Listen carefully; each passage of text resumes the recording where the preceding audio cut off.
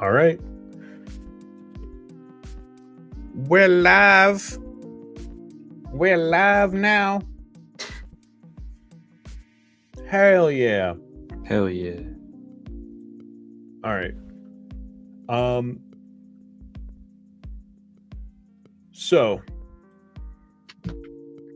episode 3 came out last Wednesday, and it was fucking awesome. Oh yeah. It was an absolutely incredible episode. I would say my favorite so far. We want to start with a recap, just summarize everything that happened pretty much. So we start with, we get a little update here on Thaddeus, and we find out that Thaddeus is definitely mutating. He calls himself a ghoul. Whether or not he's actually a ghoul remains to be seen, but he's definitely looking a little ghoulish. I'll put up some screenshots that I've taken, and we can go back through them as we analyze. But Thaddeus is definitely looking a little ghoulish, and so he's basically running this operation. And I guess all the kids here, he's just got a ton of like kids, both ghoulified or becoming like mutants or, whatever, just homeless orphans. And they're just in this like Sunset Sarsaparilla factory somewhere. And they're just ripping these bottle caps off to make Thaddeus money. So I guess this is his operation to survive in the wasteland. And I think they gave us this little peek into what Thaddeus is doing as a setup for the end of the episode. We also learn more about what Lucy's doing. So Lucy's obviously been captured by the Legion, and now she's taken to Fortification Hill along with her little slave friend. And this is where she meets the Legate Lacerda, or the Lacerda Legate. So this isn't Lania. So I know we've seen a lot of people complaining that like they did their boy Lanius dirty, but this isn't supposed to be Lanius. This is a different guy, just using kind of similar armor. And immediately, he's just... the design is cool, but Macaulay Culkin, I don't know how tall he is in real life, but he does not look tall here. And the fact that they didn't give him any gloves to buff up his hands either, like his hands just look so tiny compared to that enormous head that he's got. So they're definitely kind of like playing into it, but there's some cool stuff with the armor, and they did a really good job with the Legion design. One of the things I really like looking here at the armor, I'm really happy that with the Centurion armor, they still went with the Brotherhood of Steel kind of like power armor section here. You can see we've got the bicep. There's that little bicep. We see the T-45D shoulder, and then we still have the bracer as well. And they didn't oversize them, which is, obviously in universe, the T-45D power armor is like absolutely massive now, but I'm glad that they didn't like super oversize it so that it would still look good on the Centurion. And they did a nice job adapting these different armor designs. And we'll see a Decanus in a second, but the Centurion looks great. The Legate style armor, I think they did a good job adapting it, even if it looks ridiculous on Macaulay Culkin. And then we see, so there's the Decanus. I always thought in game the Decanus had a bigger, it was more like a feathered headdress. Here they've done more like looks like dreadlocks of some kind, hair of some sort. And then the slave that she tries to rescue in the last episode is executed for having lost her legionnaire. So I don't know if that means she was sent out with like a legionary scouts or something like that, and then maybe the rad scorpion ate them or whatever. But whatever the case is, she's executed for losing it. And Lucy here is like, this is all happening a million miles an hour for her. This is like an insane thing for her to be experiencing, and she's also kind of just come off the this whole like giving the ghoul a speech on how he's like cruel and awful and like not human because of how terrible he is, and then now she's with the Legion. And so if she thought the ghoul was cruel, she's in for another world. We also get our first look at the Legates camp, or I'm sorry, not the Legates camp, Fortification Hill, specifically the Caesar's tent, and they did a nice job. I love this medallion up here. They did a nice job with that. I'm enjoying, we can see Caesar's bed is back there, which is nice. We've got all sorts of little decorations and props. We've got an advisor, some Praetorians decked around. I like all the variation and armor that they have. They definitely look like they've scavenged a lot of this armor. I like that it's not all just like samey same. Yeah. But they've still done a good job, like with the shoulder pads, especially adapting it from the game and making sure that it looks the part. Especially like the shoulder and chest pieces. They've done a really nice job on maintaining this Legion look. This helmet up here, it's probably just like a movie pop, and I that's more of a Greek helmet than it is Roman, but it's still a nice little addition to the overall set. I was looking for Easter eggs, and I'm not sure that I saw any specifically, other than obviously Caesar has his throne, and I don't know if maybe this right here is an Easter egg to something, but either way, I think they did an awesome job with the tent. And then basically we are informed of the other Legion. So basically at some point, Caesar died and he dead as hell. There he is. And he had a note in his pocket. And it was supposed to say who the next heir was, but I guess they just immediately started shooting at each other when he died. Who knows? But apparently they've gone to war over this, and they can't decide who's going to be the next Caesar. And they're at war, so we get to see that there's just another Legion on the other side of the camp, which is just hilarious. But it lends itself to, I think, what a lot of fan theories about the state of the Legion, what it would be, going into, 15 years after the Second Battle of Hoover Dam. What would the Legion look like? And we'll talk more about that. Caesar's dead. One of the things that I'm really enjoying is I forget what this weapon is called. A displacer glove? Is that what it's called? The displacer glove? Something like that. It's something glove. Yeah. I love that they adapted it and they kept it on his arm.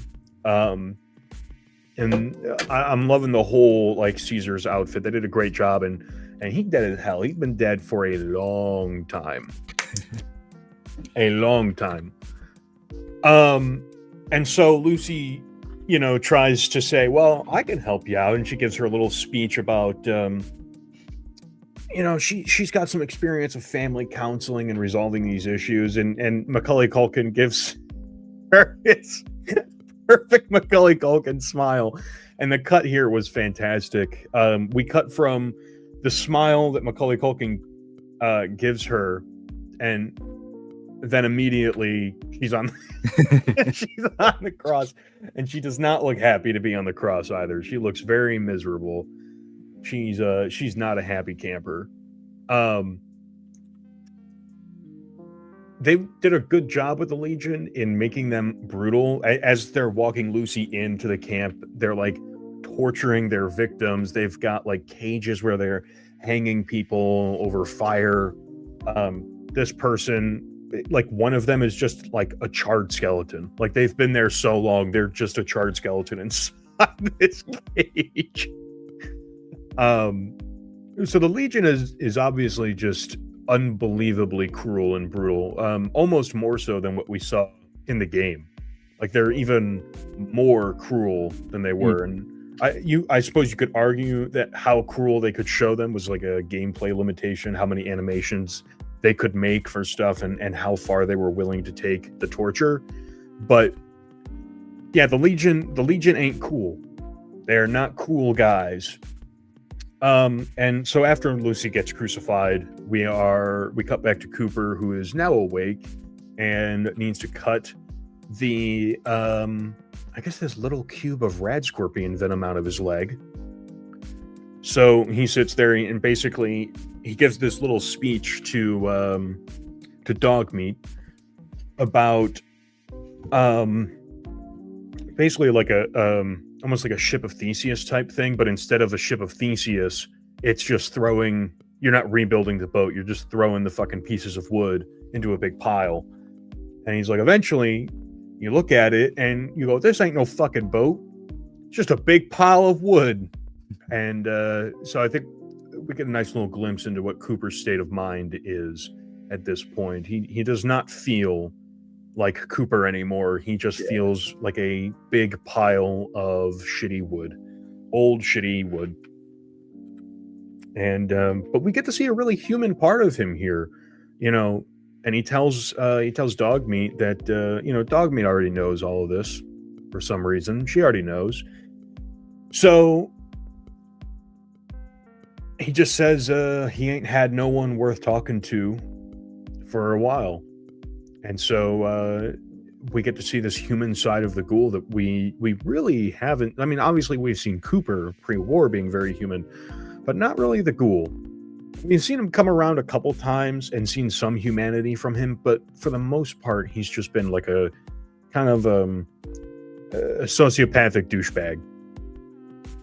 And here we see a lot of humanity from him, and it's really nice to see that. Yeah, definitely. And so right after that, we cut to a pre-war scene of Cooper, and Cooper is talking to Barb. He walks in on her crying, and she's trying to pack up this this keepsake trunk to keep all of their daughter's stuff in, and she's crying because she says she's crying because she can't fit the teddy bear into the keepsake box, and she doesn't want to leave anything behind. Whether or not she is being genuine with what she's saying there is up to interpretation, but I don't think they're crocodile tears. I just think she's lying to Cooper about everything. And there's a couple cool Easter eggs here. I think my favorite is the Giddy Up Buttercup little figurine there. I didn't notice that the first time. Yeah, there's a lot of fun little stuff in this that they've definitely had a great time just like filling these scenes with all sorts of like little Fallout details. I know in Leggett's camp, obviously, or in Fortification Hill, they did a great job with like making the Legion just like look and feel like the Legion. And here they've stuck this little Giddy Up Buttercup in and a couple other things that we'll see. They've done a great job with like the retro futuristic aesthetic that we see in like a lot of the houses in Fallout 4. Very Fallout 4-esque interior. And so, they're talking, and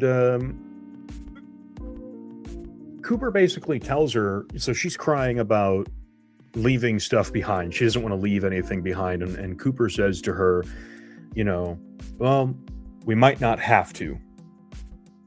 We may not have to.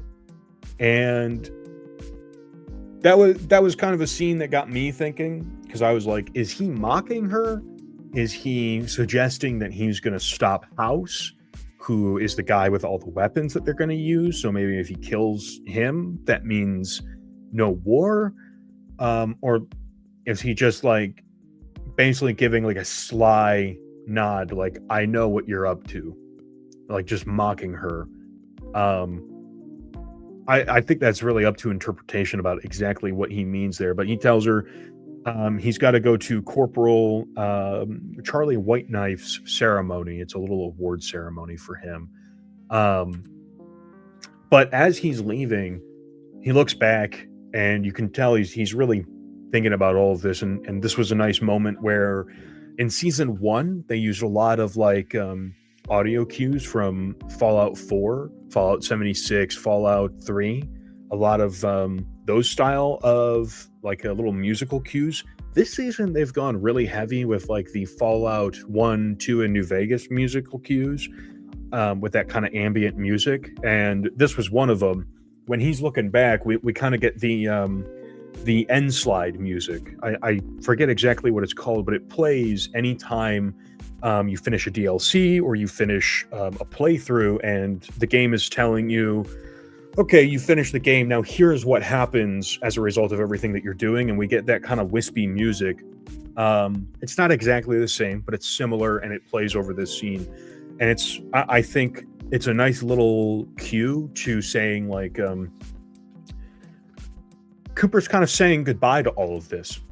He's definitely reckoning with it. He's grappling with the fact that his old life is pretty much over, and whether or not he's willing to admit it, it's just kind of the truth at this point.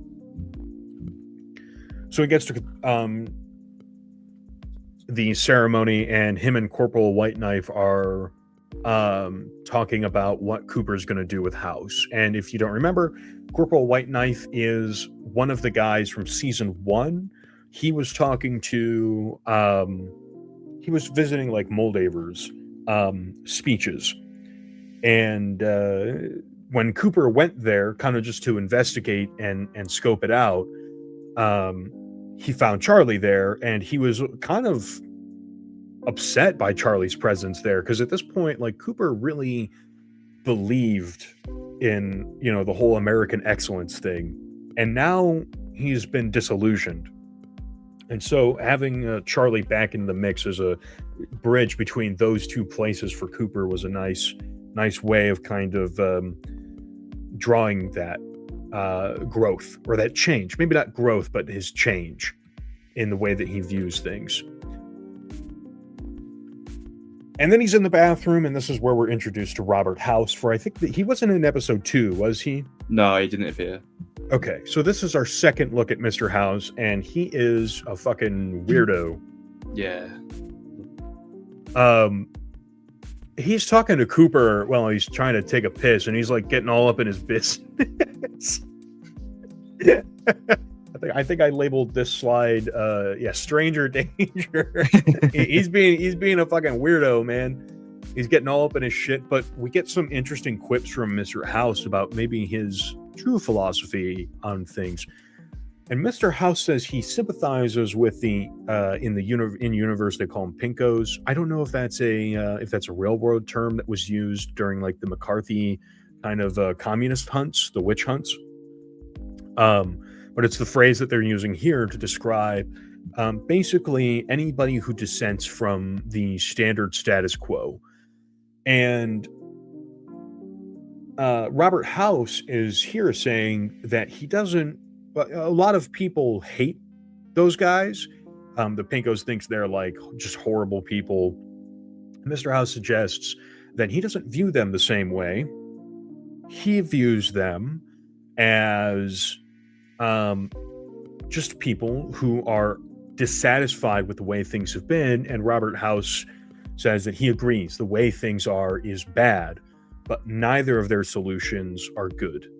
The American solution isn't good. The Pinko solution isn't good. The communist solution isn't good. None of their solutions are good. And he describes sort of backing everybody into a corner.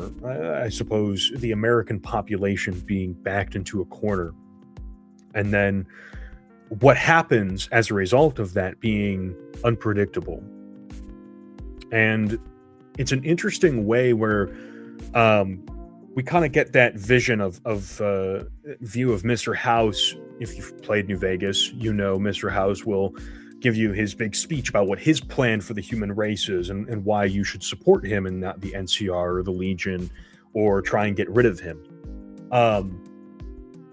And he basically says, like, because I have the best plan you've ever seen.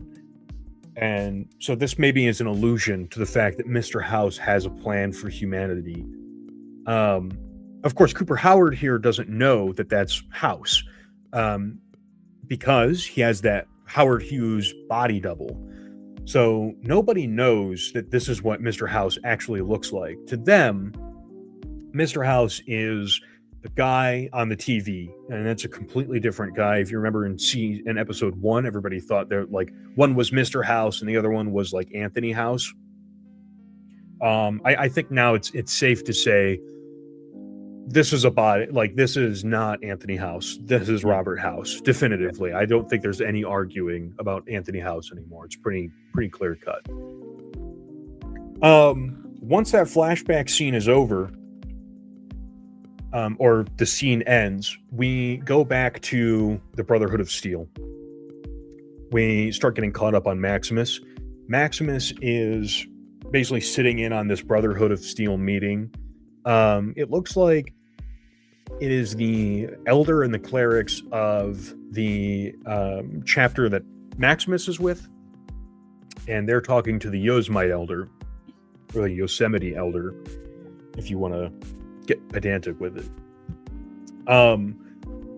They're in there talking, and basically the Yosemite elder is just backing out. She's saying, look, the Commonwealth knows what we're doing now. I'm out skis. Like, this ain't gonna work. I'm out skis. And the elder basically tries to convince her with like this religious mumbo jumbo about like Roger Maxon sided with God, and because his cause was righteous, God spared him the nuclear holocaust, whereas the rest of America was punished. And so that's why the Brotherhood has this righteous holy mission. And for some reason, he says the Commonwealth, like, he tries to frame it as if the Commonwealth is getting in the way of that mission, even though it doesn't seem like that's... He doesn't give any justification for that. He just tries to make the association that for some reason they have to rebel. And it's not a very convincing argument, at least to the elder. And she says she ain't interested. And she exits the scene. One of the things that I thought was interesting was this map on the background here. So much on this map. And I was desperately trying to read some of this stuff, but between the cursive and the low resolution of it and it being out of focus, it was very difficult to read a lot of this. There's these latitude and longitude lines as well that get in the way of, like, I was trying to figure out what the state borders were, but I'm pretty sure right here says Hoover Dam. I'm pretty sure. Yeah. And I think these are the I think this is Sierra Nevada right here. And so we can see we've got some Legion markings right here saying the Legion is going to move in this way. So it looks like they're all north of Hoover Dam, which is actually something you and I discussed in our last episode, the location of the Legion being kind of moving around north. And we'll touch on that later when we discuss on it too, kind of our thoughts on what maybe Legion plans are in the future. One of the things I like here is also we see that we can identify the Brotherhood. We got a couple vertibirds, but if we go back one, that symbol is matching the exact ones that are on their banners. So we know that this little guy here is definitely saying this is them. Like, this is who they are. That's some of their forces. It seems to be marked also with this like little vertibird guy. If we back over to, and I have another screenshot of this, but we can see there's some other Brotherhood insignias down here, and we'll touch on those. Maximus is depressed as fuck. I don't know if there's any other way to put it, but he is just depressed. He is not a happy camper here with the Brotherhood anymore. And when Yosemite Sam leaves, Maximus basically suggests that why doesn't he just kill Xander? Like, he could just kill him and get it over with. And so the Elder basically compares Maximus to a dull, dim-witted sword. Maximus shouldn't think, he should just do what he's told, and the Elder doesn't want to hear another fucking peep out of him. He tells him to go away, and Maximus is obviously not happy with this. He feels like a tool. He's like a stooge. There's a nice little picture of the crash out that the Elder has on him, but we get to see right here Area 51, so we know where they are in relation to everything. Obviously, you could also just look at a real-world map of where Area 51 is, but I do want to know what these like yellow placeholders are, what these black placeholders are. It looks like this is maybe marking exactly where like strongly held Legion territory is. It seems like also the this chapter of the Brotherhood of Steel might be split in half. You see their insignia down here, but then Area 51 is here, so maybe they are, I don't know, maybe, yeah, they're like cut off from each other or split up. Maybe they had to go around Sierra Nevada in a couple different ways. I don't know what the case is, but either way, that's what we see here, and I believe this is Colorado River that we're seeing right here, and I think that's labeling it as Hoover Dam. We'll keep going here. So he leaves and he meets Harkness, Paladin Harkness, back outside, and Harkness basically tempts him, talking about, if they don't do something here, bad shit's gonna happen.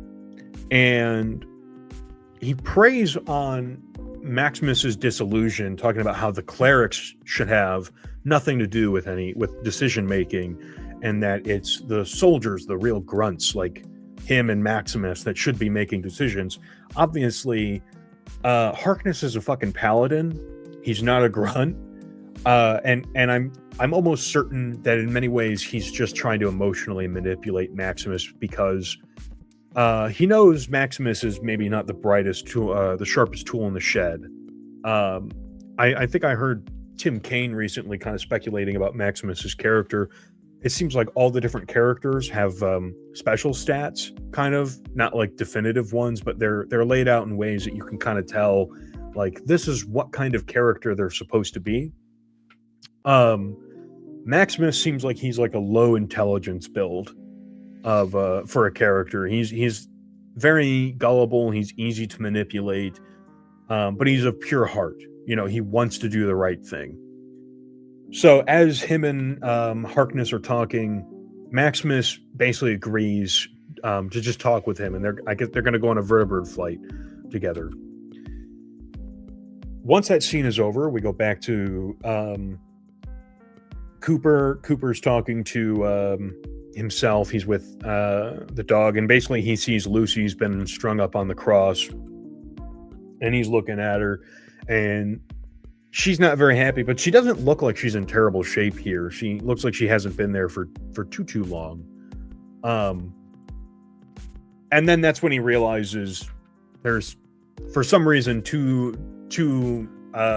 legions, and he's kind of like, what the fuck is going on here, man? And in the Legion, this episode, they're definitely like cruel and evil, but a lot of times they're being played for laughs. Like, the whole time he was doing this, I was just laughing my ass off at him being like, what the fuck is going on here? So in order to get Lucy out, and this is one of the best parts, he decides he's got to go get help from the NCR, and so he goes to Camp Golf. And I just want to say, what a fucking phenomenal job they did recreating Camp Golf. Looks amazing. They did. I mean, just this shot alone, the row of tents leading up to the resort, and the way, the resort is turned, so this isn't like the same it's like laid out in the same way. The front door isn't facing us. This is the side of the building. If you've played the game, you know there's like a ranger set up here. There's another ranger here, and then the front door is on this side of the building.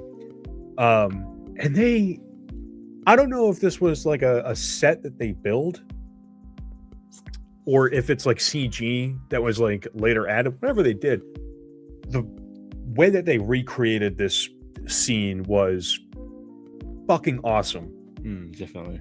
I love Camp Golf. It's one of my favorite locations in game to just go to, in large part because if you have the Mr. Sandman perk, you can get like basically infinite ranger armor to repair your like riot gear variants with, if you don't mind killing NCR. But that's a fucking great way to save caps.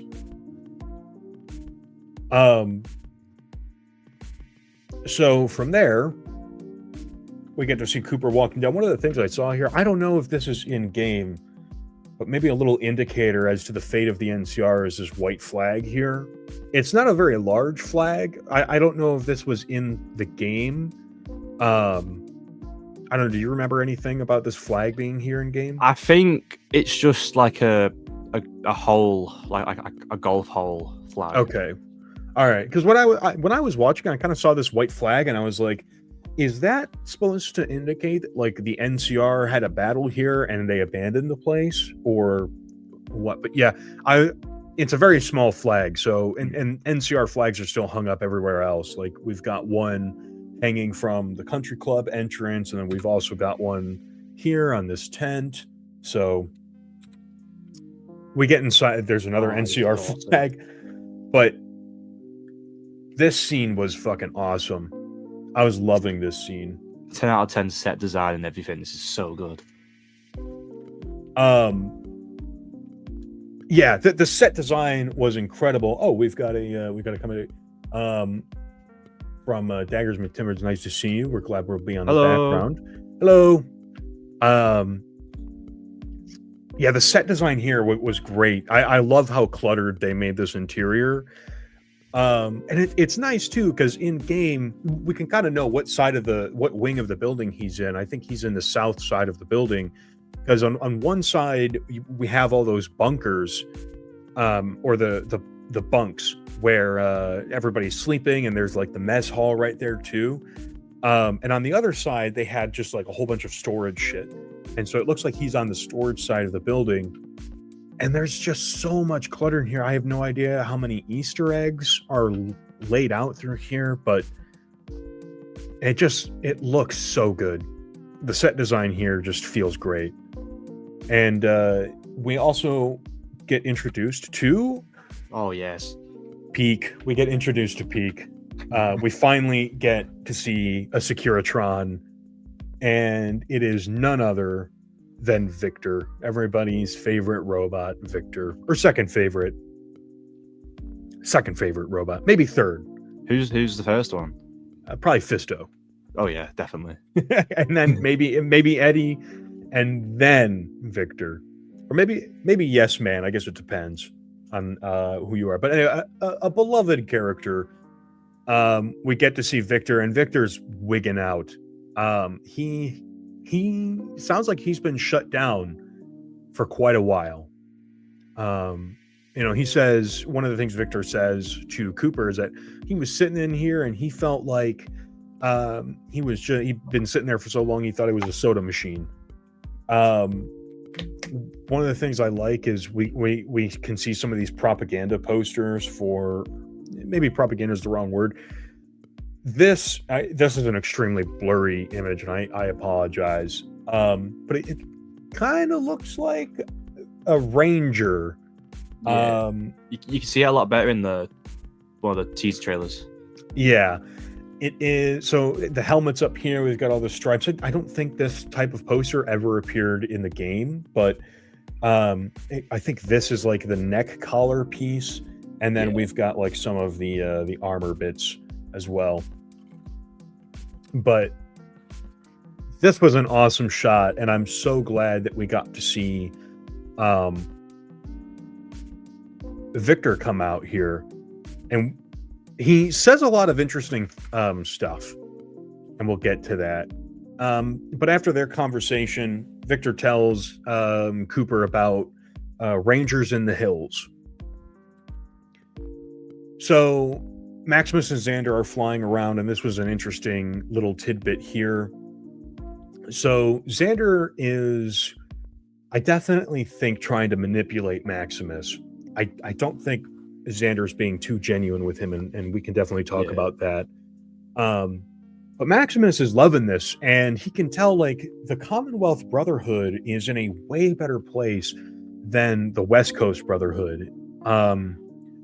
Because he's got like a spare set of armor with him, you know? And he's like, they give you, at one point when Maximus, before they got on the vertibird, you know, Xander told Maximus, like, you don't need to grab your armor. I have a spare. And Maximus was like, they give you guys spares?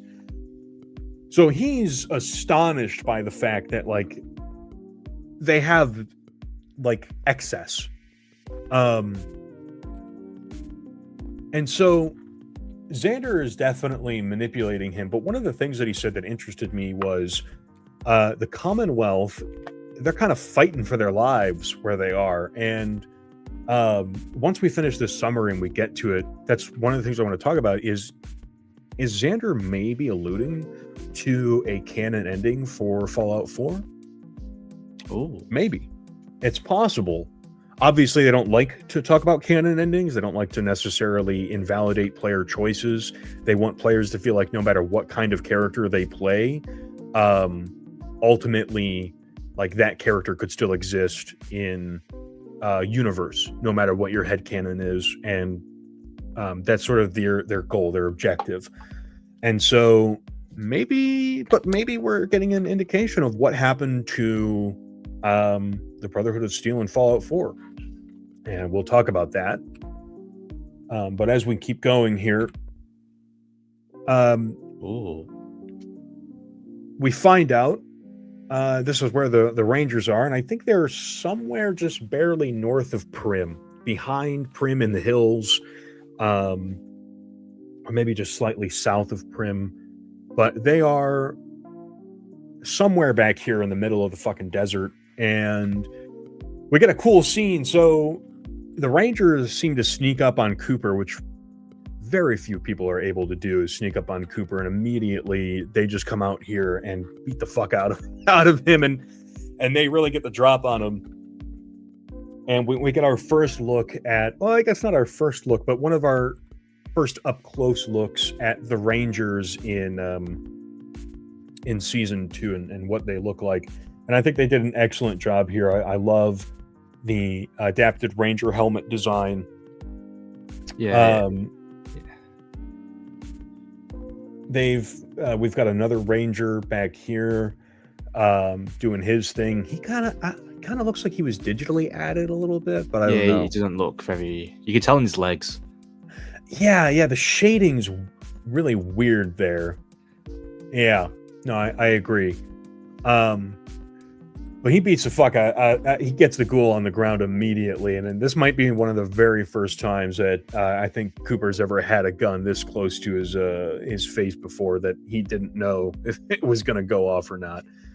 But there's a lot of cool stuff here with these Ranger designs. Especially, I love somebody else had pointed out too in our group chat about like adapting this into a cosplay, but the barbed wire boot here is just fucking awesome. Yeah. These Rangers mean fucking business, man. They are not fucking around. But they've basically been abandoned out here. There's only, I guess, like 3 or 4 Rangers over here, and they're fighting for their lives, and they're a little bit delusional about the state of things. Like, they keep thinking that somebody is going to come and help them, and we all know, and Cooper knows, that like there is nobody. Like, the NCR is pretty much like wiped out. What pockets of NCR do exist might not even call themselves NCR anymore. Cooper alludes to like Shady Sands, the fall of Shady Sands that we see on that like whiteboard, or that chalkboard in Vault 4, the fall of Shady Sands. Cooper alludes that whatever the fall of Shady Sands was happened over 20 years ago. I don't know if that's necessarily the nuke that went off. But Cooper basically just says, like, that was a long fucking time ago, man. Like, nobody is coming for you. You can't, like, you got to fucking do something. But just to quickly address the scene here, it looks fantastic. The Riot Ranger is awesome. I love the shoulder armor that we see, and we can kind of see like the elite riot gear kind of armor design here. And this guy's kind of like scrapped together a little bit. There's a lot of cool stuff, and we also get to see, I believe, I'm not a firearms expert, but I'm pretty sure this is an N1 Grand with a scope on it. So this guy is fucking, this guy's a badass. He's got a fight. He's shooting at Cooper with a fucking M1 Grand. The set design here was fantastic. As they're talking, one of the things that I think we see is hanging up here too. I want to say that this is the if you've ever seen concept art from New Vegas, one of the patrol ranger armors is always seen with this kind of like gas mask being worn with the hat. And I do wonder if the prop designers made that gas mask to hang up on here. If they did, that's an awesome touch. I love that. But yeah, Cooper basically tells them, like, you guys are fucking idiots. Nobody's coming out here to save you. You fuckers got to save yourself. If you can't help me, then just fuck off. And he leaves. I took this screenshot too because I just wanted to look at the armor here and say I am in love with this guy's design. He has an awesome design. I wish we could see more of his helmet because he's definitely got like this big custom, like he's definitely got his own vibe going on over here. The other guy had like the boots, but that was pretty much it as far as we could see. Like he kind of had just that. But this guy's fucking, he's got the riot gear armor on. He's got whatever this shoulder armor is. It looks like there's some fur under there. He's got like this like reptile lining, lizard skin, or maybe like gecko hide interior to his jacket here, which is just fucking awesome. And the geometry on the vest here, the armored vest, is just outstanding. I love how angular they made all these different plates. I love this design. I know I'm kind of like glazing it right now, but I'm just so happy with the character design this episode. They did such a fucking cool job. Keep going. Once he says that they're done, we cut back to Maximus and Xander, who have landed in this little area, and they're going to go fight some robots, some unauthorized automated activity or whatever. And basically we get our first look at just a regular Securitron, and we also get a little bit of updates on maybe something that definitely happened. We see a Securitron Mark II. So if you've played the game, or I should say if you haven't played the game, the reason that this guy has this little army man on his face screen here is because the platinum chip, which is kind of the MacGuffin from Fallout New Vegas, the thing that you're kind of searching for, it's like Fallout New Vegas's version of the water chip.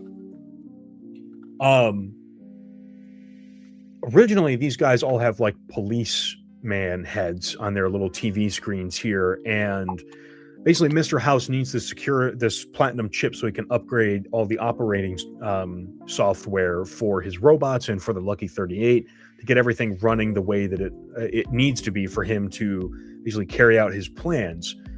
And when you upgrade them, all their faces change from the kind of like policeman look to they all get these like soldier grunt heads.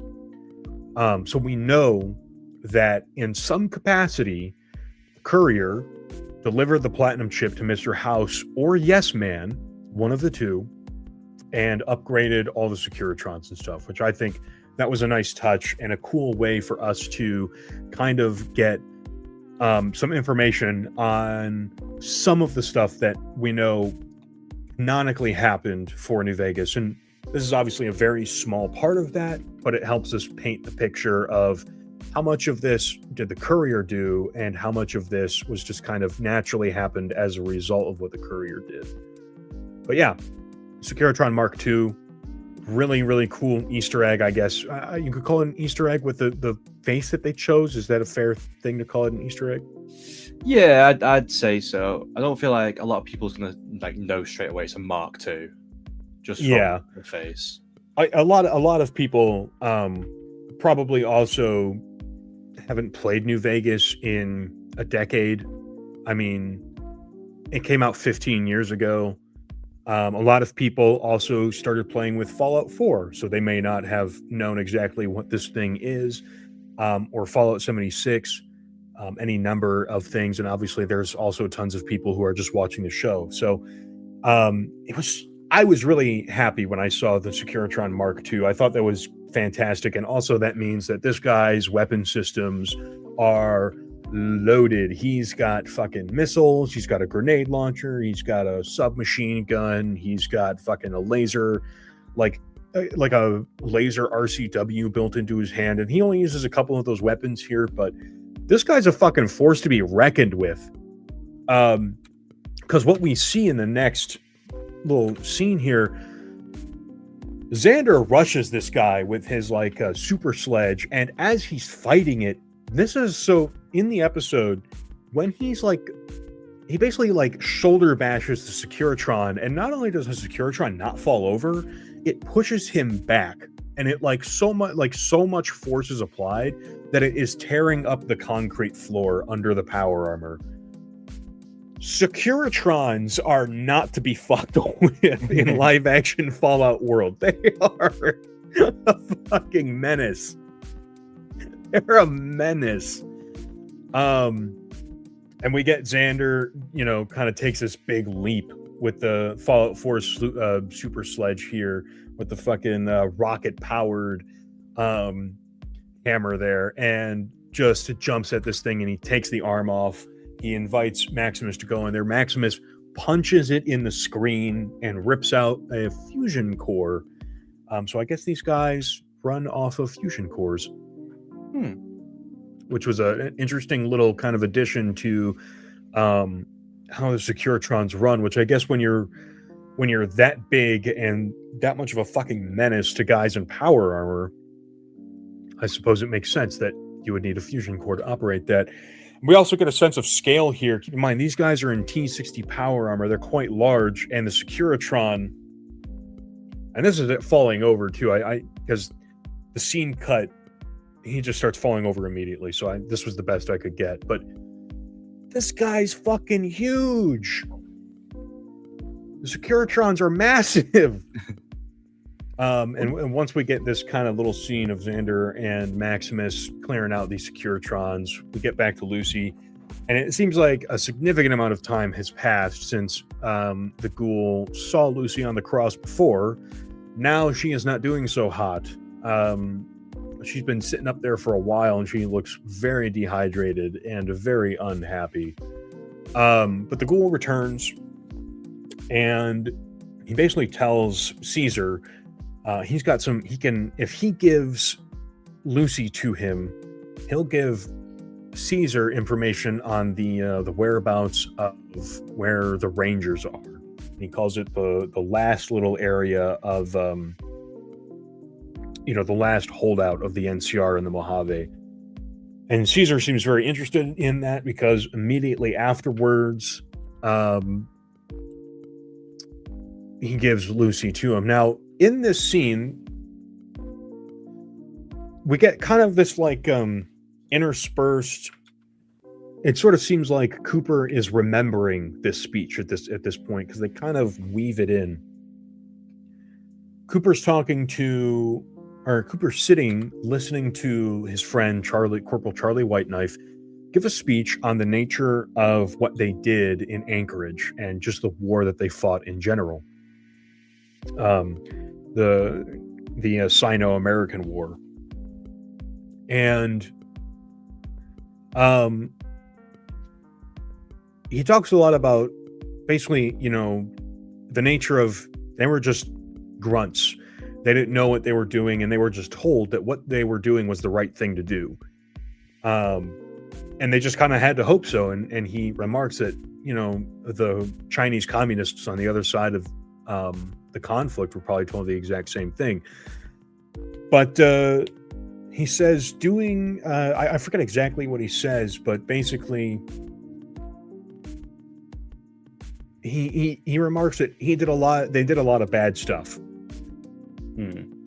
And if ultimately it was in the service of protecting something that they loved, then it was worth it.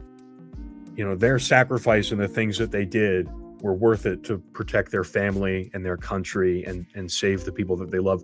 And it's a really good speech to just listen to. If you have the opportunity to listen to it, obviously you should. I don't know why you'd be watching this if you haven't already seen the episode, especially this deep into it. The fuck are you doing?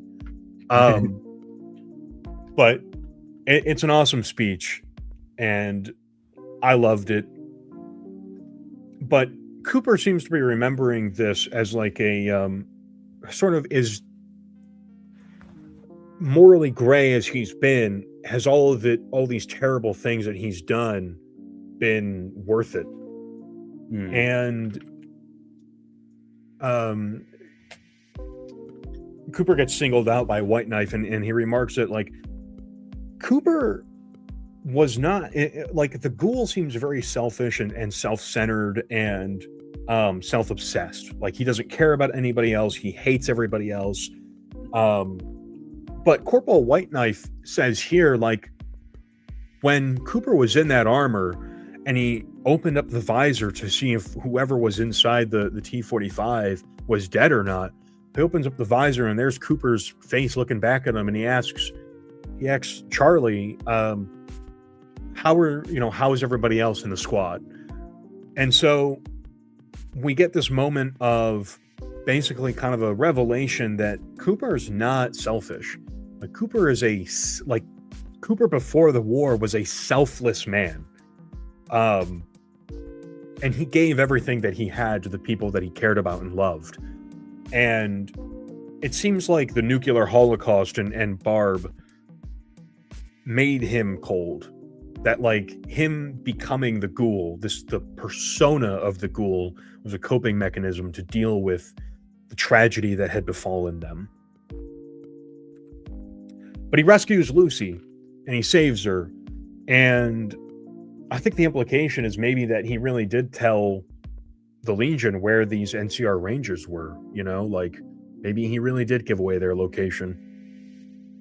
And maybe that's the illusion here, that the bad thing that he's done is give up the NCR in order to save Lucy. But they're, the Legion here is gearing up to leave. They're celebrating that they're going to go kill the last bastion of the NCR and quote unquote win their war. The Rangers were telling Cooper that they thought they were winning the war. One of the things Cooper says to the Rangers is basically like, if this is what winning looks like, he would fucking hate to see what losing looks like. And so he sells them out. And but Cooper's not evil. And Corporal Whiteknife makes that very clear. And this speech is probably my favorite thing from both seasons. Any episode was this speech, because it really helps paint the picture of Cooper's internal struggle, like what he's going through as the ghoul, what he's been through, how Barb has betrayed him. Like, we can see he is just so broken up inside and reflecting on everything that's happened. And when Charlie says in his speech, if going to war and killing all the people that they killed protected the people that they loved, protected their country, then that was worth it, right? And Cooper is kind of sitting here and he's like, that's not what happened. Like, our country sold us all out, and Vault-Tec is planning on dropping nukes anyways for money. That's it. Just for control, for power, for money. And he's beginning, like, this is him really realizing, like, everything he ever loved and believed in is stacked up against him. Stacked up against everything that he ever loved. Like, America itself is basically against him.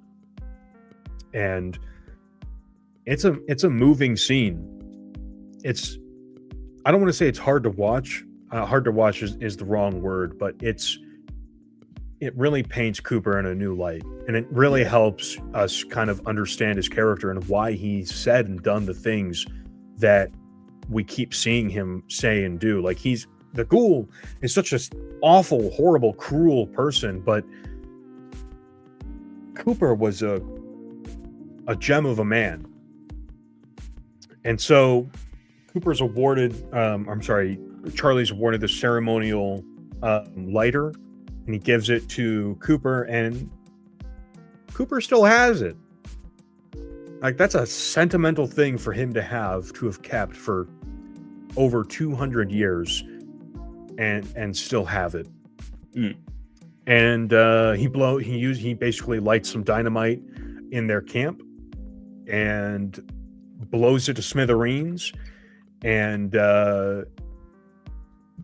starts a war. to Lucy. Yeah, basically starts a war between these two legions. They immediately go to battle, just shooting each other. And when Lucy, Cooper tells Lucy that he doesn't know if it was a good idea, like if he was doing the right thing, and Lucy asks him what he did.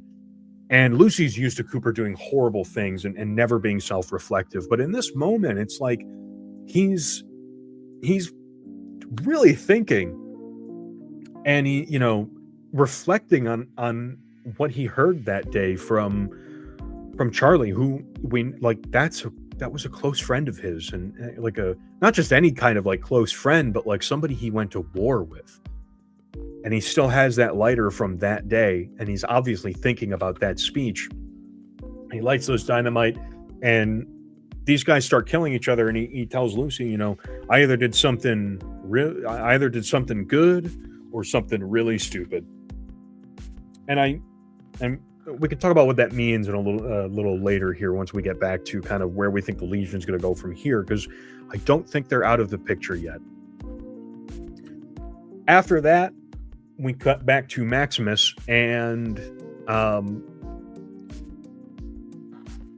basically they've discovered Thaddeus's operation. So I guess Thaddeus and all of his little circus peanuts there were operating inside of wherever those Securitrons were as well. And they discover these kids, and obviously half of them are ghouls. And so if you played Fallout 4, you would know that the Brotherhood of Steel in Fallout 4 does not look kindly upon synths, robots, ghouls, or mutants, and basically anybody who's not a good old-fashioned human is an enemy of the Brotherhood of Steel, and they're all abominations. And Maximus realizes what's about to happen here. Maximus realizes that whatever is going to happen, it's not going to be pretty. And maybe in his head up until this point, he's kind of looking at Xander and maybe like the Commonwealth were the good guys in the Brotherhood. But this moment really, like, it's like, fuck. For him, it's like, oh shit, this is bad. This is really bad. And Xander is a fucking psychopath. He is so excited about this. One of the things he says, as all these kids are coming out, he says jackpot when like there's all these little ghoul children coming out, and he doesn't care that they're kids. He's just happy to have this. It's like shooting fish in a barrel for him. So he basically tells Maximus, because Maximus says they're children. They're like, you can't just call them all abominations. You can't kill them. And Xander's like, no, they are abominations, and I'm gonna kill them all. Thaddeus comes out to try and dissolve or de-escalate the situation, but he's also a ghoul, so it doesn't matter.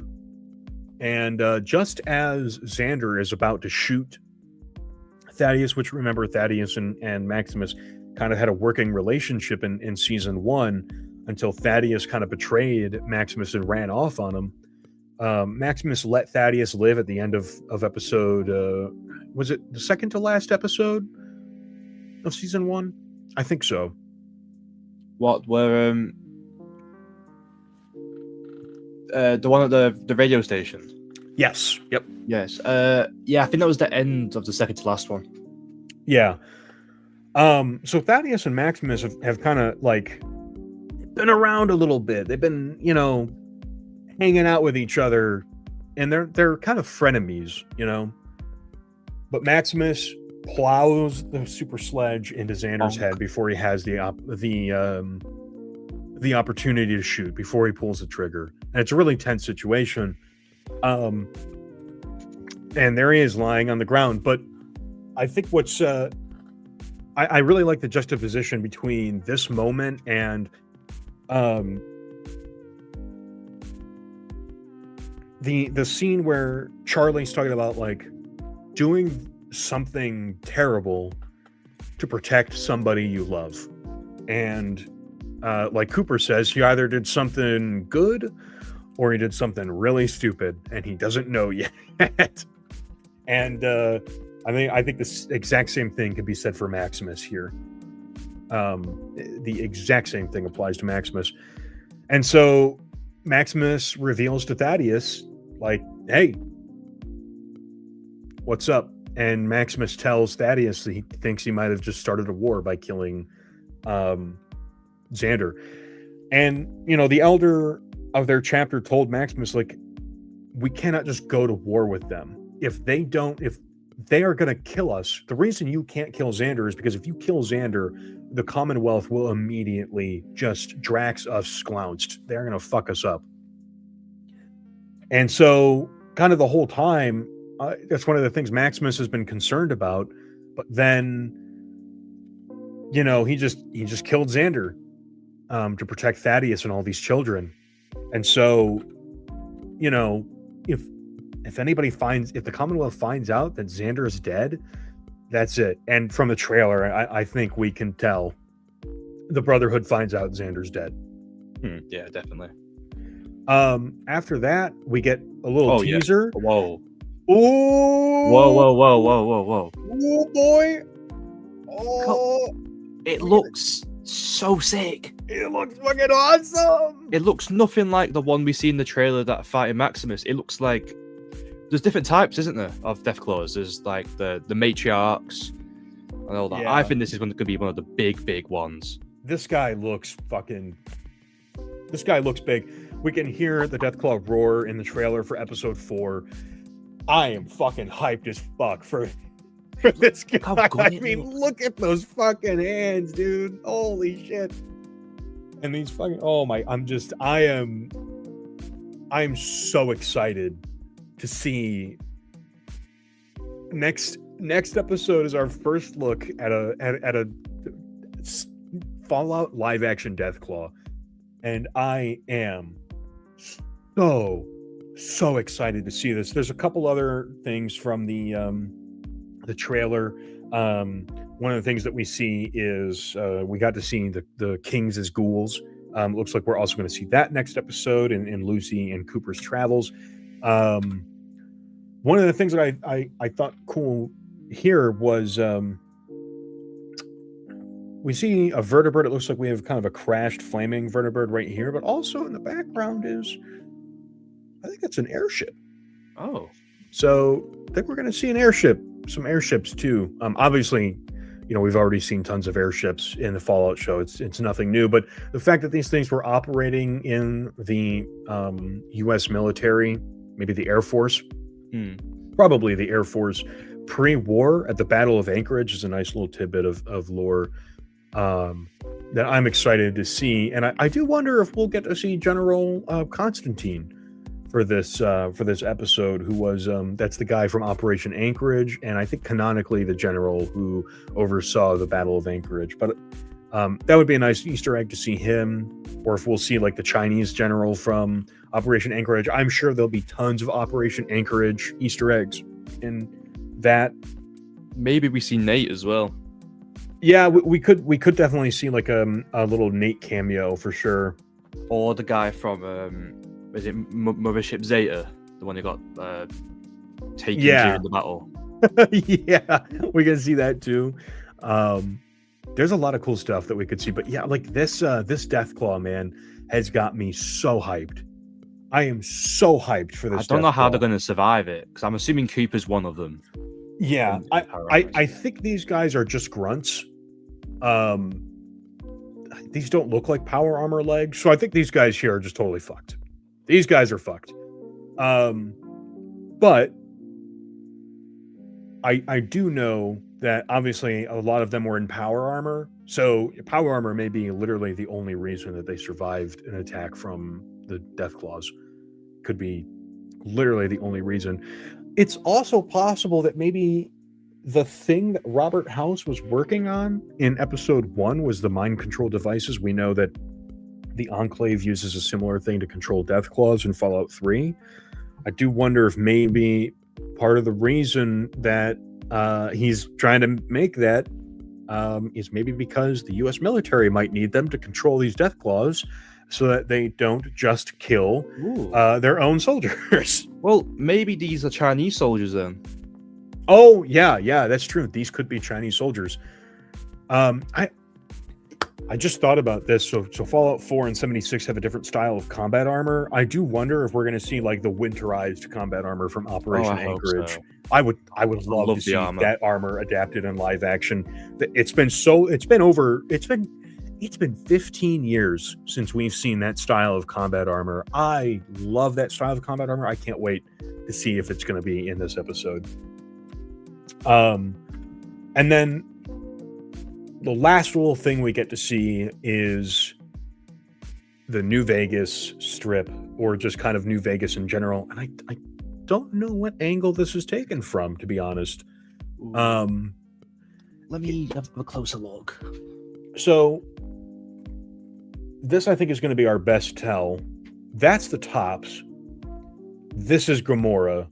Right. The strip is on the left-hand side of this shot. And that makes me kind of feel like this is a mirrored angle. It shouldn't be. If the tops is in front of Gomorrah. Yeah, it shouldn't be that way around. It should be Gomorrah, then tops, and then.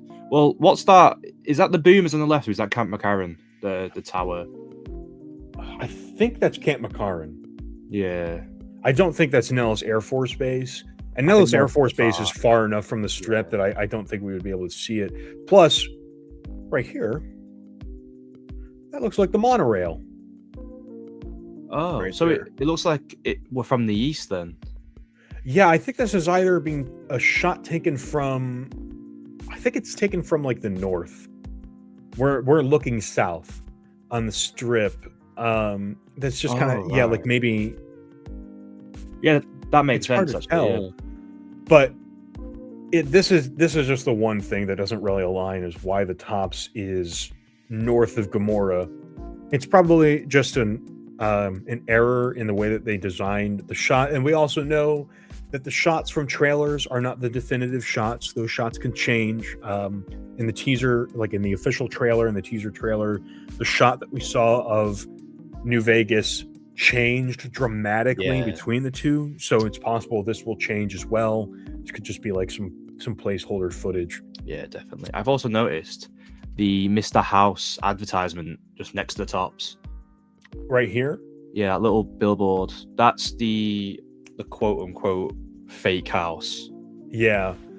And I think it's also like the Lucky 38 billboard that we see kind of all over the game, where it's like, come try your luck at the Lucky 38 or whatever. Yeah. And it's like their whole thing is like they have like the best roulette tables or whatever, because the Lucky 38 is it's a giant roulette table. And there's a lot of neat things in here. I do wonder, like I was looking in this earlier and it's so low. Just like, this is the shot, right? I'm sitting here like, oh, can I see Vault 21? Oh, what is that right there? Who fucking knows? I definitely can't tell. Well, I like this right here. This looks like the west side entrance right there, which I'm excited I can't wait to see how they're going to adapt all the different like districts that New Vegas has, between like there's like the West Vegas, where all the fiends are hanging out. We've got the west side of Vegas, and there's like the little northern end of it too. So you've got like these slums that surround it, and then to the east of Vegas, it's like this big empty area. One of the things that could potentially maybe suggest that this is not actually North Vegas is the lack of the free side sign. I think, isn't the left part free side? Like that's what I'm getting from this, because, or the right, I mean. I can't tell which side it looks populated on both sides. Yeah. I'm looking for maybe, see, that looks like it's part of a highway. Which is, I guess that's actually what the free side sign is built on top of, is like a crumbling overpass. But yeah, it's hard to see. This here is actually probably a free side entrance. Right. Maybe the free side sign is hidden somewhere behind it. But either way, I'm not going to get too miffed about it. I also wondered, like, could these be the sharecropper farms? Maybe that's what this area is, but there's a lot of junk here, so maybe it's not. This also, like, we see all these destroyed cars, and we know, like, from what we saw in the trailer of Lucy and Cooper fighting the Kings, that, like, they were in a whole bunch of rusted out cars. So maybe this is supposed to be that area. Oh, wait, yeah. Maybe they've just CGI'd out the buildings. Yeah. It could also be. This is the only thing that's really weird to me. And again, I'm not trying to say that, like, oh, the show writers don't care about New Vegas. It's slop. I'm not trying to say that. I'm just saying, like, I was just trying to piece together exactly where this shot is taken from. It's like a weird homunculus of like a bunch of different shapes and designs, because like we have the New Vegas junk wall here, and we've got this like free side gate, and we can see the Camp McCarran airport towers back here. But then like this doesn't line up, and if this were being taken from the south, then why is the Lucky 38 on the left hand side? I don't know.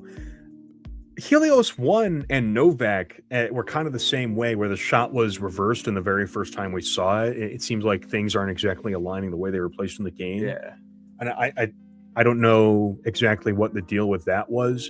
But I don't think it's really that important. It's not like that's going to significantly change the plot. And I doubt, they're going to go back and say, well, actually, New Vegas isn't canon because the free side sign isn't where it was before. So get fucked, nerds. Like, I think you'd have to be a real man-child to fall under that kind of a umbrella of opinion about the show. I mean, they definitely have to like change it up a bit to make it look like real life rather than a game that. Yeah, because it was quite small in the game, the strip. There wasn't really much going on. Small. And you can see, like, to the left of the Lucky 38, just new buildings. In the background, there's like a lot taller buildings that weren't even in the game. So and a lot of the exterior of New Vegas was also leveled too in the actual game. And it didn't. I was always disappointed by the ruins of Las Vegas.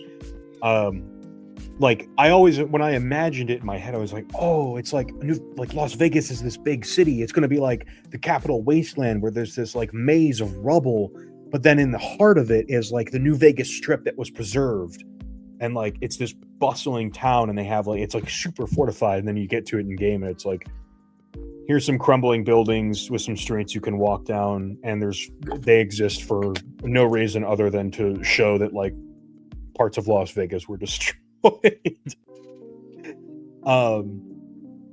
See, I'm not a New Vegas fanboy. I have criticism. But yeah, this shot though, like any critiquing of like the layout aside, this is a hype as fuck shot. I am so excited to see New Vegas up close next episode. I'm so excited. So I've yapped for about an hour now. I think it's your turn to yap. What did you think? Perfect. So, as soon as I watched it, I said in the group chat, "This is the best one I've seen yet." I was blown away by it all, especially the veterans like stuff. That was it. Once again, you described it quite well. It wasn't like I didn't get emotional over it, but it definitely like made me see the ghoul in a different way. Mm-hmm. The fact after 200 years, he's still remembering this exact moment. Like, I don't know many people who could. Well, I don't know anyone actually who lived 200 years, but I don't think if you lived 200 years, you would remember something to that detail. So it's definitely left an impact on the ghoul or Cooper Howard, and maybe that's him thinking back on his old friend is giving him his humanity back, because he said something like they lost two or three men just to save Cooper, and I think that's why he blew up the Legion camp. It's because he would kill a bunch of Legions just to save Lucy. Yeah, and it's, you know, I think so. To me, kind of, because obviously the way that I view the Legion is like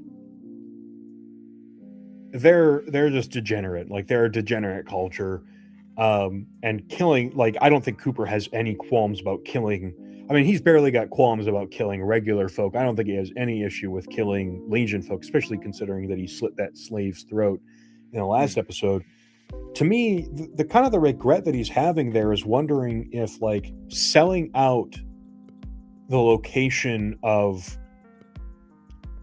the NCR and possibly like if he blows up that camp and he basically kicks off like the last final battle for the Legion, realistically speaking, that could potentially result in basically only the strongest of the Legion being left to team up together. And if he does that, like, that might be a scary thought of like, now you have a reunified Legion with a common goal who knows where to find the NCR, which is the last thing standing in their way.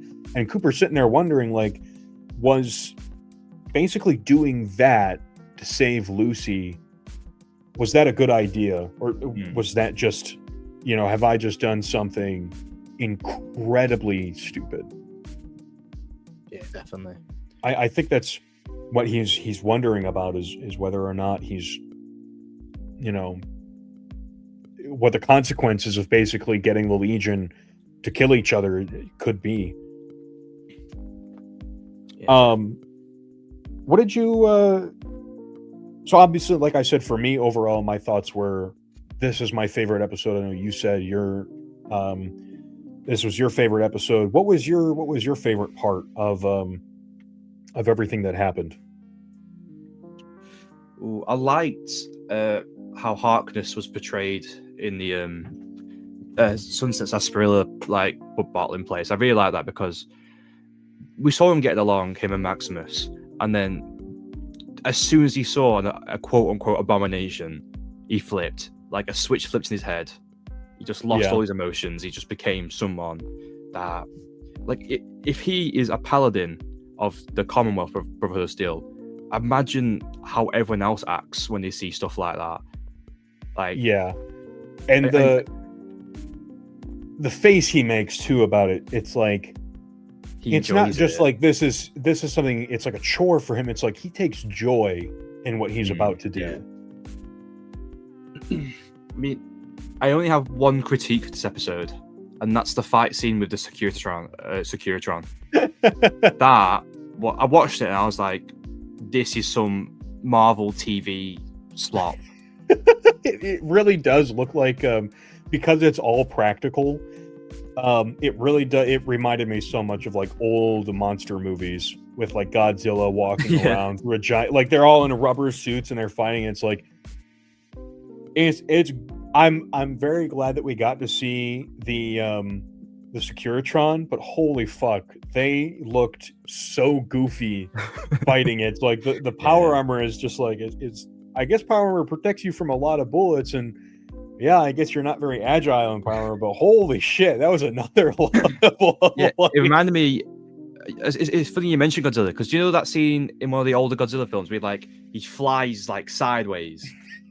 It reminded me of that. Yes, I know exactly what you're talking about. And I had to pause it and just think, like, there's no way that's real. There's no way I've just seen that happen. Yeah. But I do like how they did the practical effects for the Securitrons. I did just see a post, and I'm pretty sure it was from our good friend Civil Fallout. Let me have a look at it, because I saw it and I was like, that's really cool. Yes, the how it was like a computer screen. I was like, I'm so glad it's actually like a practical effect. I'm glad they're putting a lot more effort, because especially like I think this was mentioned last week when we had our lovely guest on, and we compared like TV now to being that one Gandalf scene where he's by himself, and I was like, it's going to be a lot more realistic to fight like a quote unquote real Rad Scorpion or a practical Deathclaw rather than fighting a green tennis ball. Right. Yeah. And there's also a lot of cool stuff going on there with like the way I enjoyed like how they made everything look powerful. Like when he misses with the super sledge and he like slams it into the wall, it's got this like it feels like it has a nice effect. And when like Maximus or whoever like charges into the Securitron, like, and they hit each other, it feels like there's actually weight between the two of them.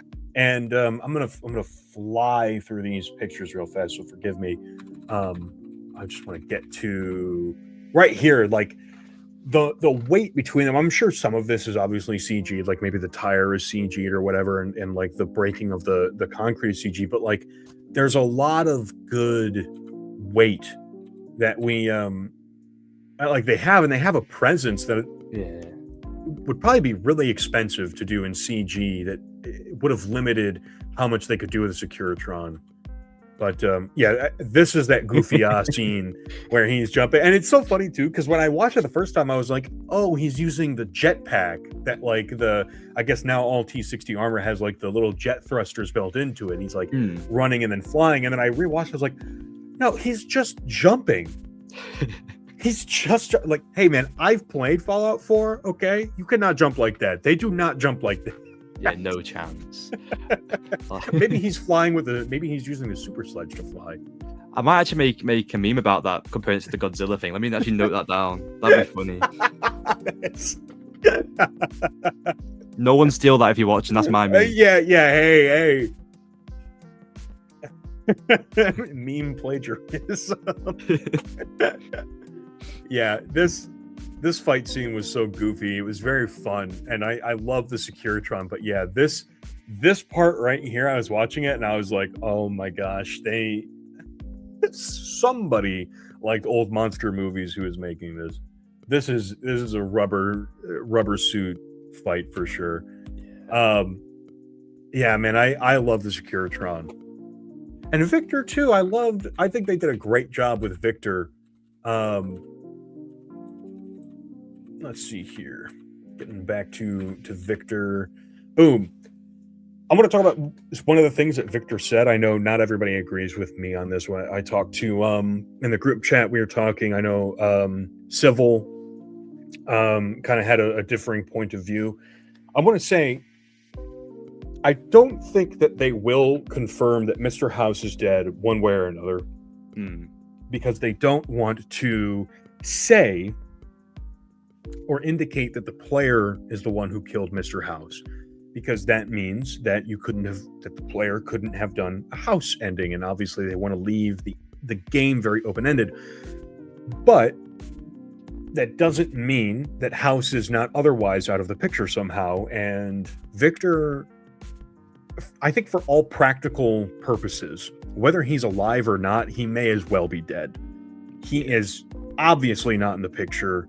And Victor has been offline for a long time. And he tells Cooper, the ghoul asks Victor where Mr. House is. He's like, there's always one person that will survive anything. He's got a billion plans. He can fucking survive. And Victor tells him, Mr. House is, he doesn't say dead. He just says gone. He's gone. And, Cooper, Victor comments on the fact that he had all the money in the world, but all he wanted to do was live forever. And Victor says, life ain't fair sometimes, I guess. And Cooper is just like, no, that's bullshit. Like, House is somewhere. There's no way he's dead. That guy had 1,000 plans for everything. Like, he knew everything. There's no way somebody could ever get the upper hand on him. And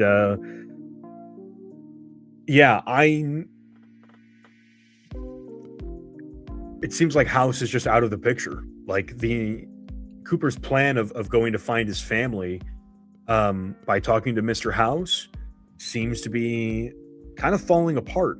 Like, it's not really going to work for him, and he's getting kind of subtle indicators about that. What did you think about this scene? Well, it did sort of like annoy me that he was being very ambiguous with it. It was just being like, there was no firm answer. But I also liked it at the same time, because I don't want to know yet. I don't want him to just like appear on the screen and say, oh yeah, Mr. House is just upstairs in Lucky 38. He's just chilling. Yeah, you just got to get there. Like, I like the fact that we don't know who's in charge. Maybe no one's in charge. Maybe Benny is in charge. Like, he's now a robot somehow. I don't know. It could be anyone. It could be Fisto. I would love to.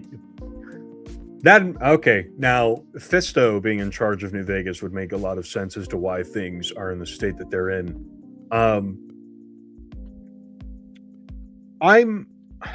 Like I said, I don't know that we'll ever get a definite confirmation on whether or not Mr. House is alive. In large part because if they were to just say Mr. House is alive, that would basically pigeonhole the story of New Vegas into being like the player character basically does one ending. They do the house ending because that's the only one where House lives. I remember discussing this with somebody once. They said, oh, well, you don't have to kill House. You can take him out of his pod for any of those endings and then walk away. You don't have to kill him. And I have two things to say about that. Number one is Mr. House tells you outright, if you don't, like, even if you don't kill him, but you took him out of his fucking pod, he's going to die. Like, he needed to be in a sterile environment. Now he's not. He's fucked. He's going to die. It's cut and dry. Mr. House himself says, I'm fucking dead. Nice job. You killed me, you motherfucker. Number two, the reason, and I hope I'm not sounding like I'm directing anger or being like condescending to anybody who held that viewpoint, because I'm not. So I apologize if that's the way I came off. Number two, the reason why I think that's kind of like a silly cop-out answer is to saying like, oh, well, even if they said Mr. House was just alive, it would be fine. The reason that they give you the option to just take him out of his pod and you don't have to kill him is because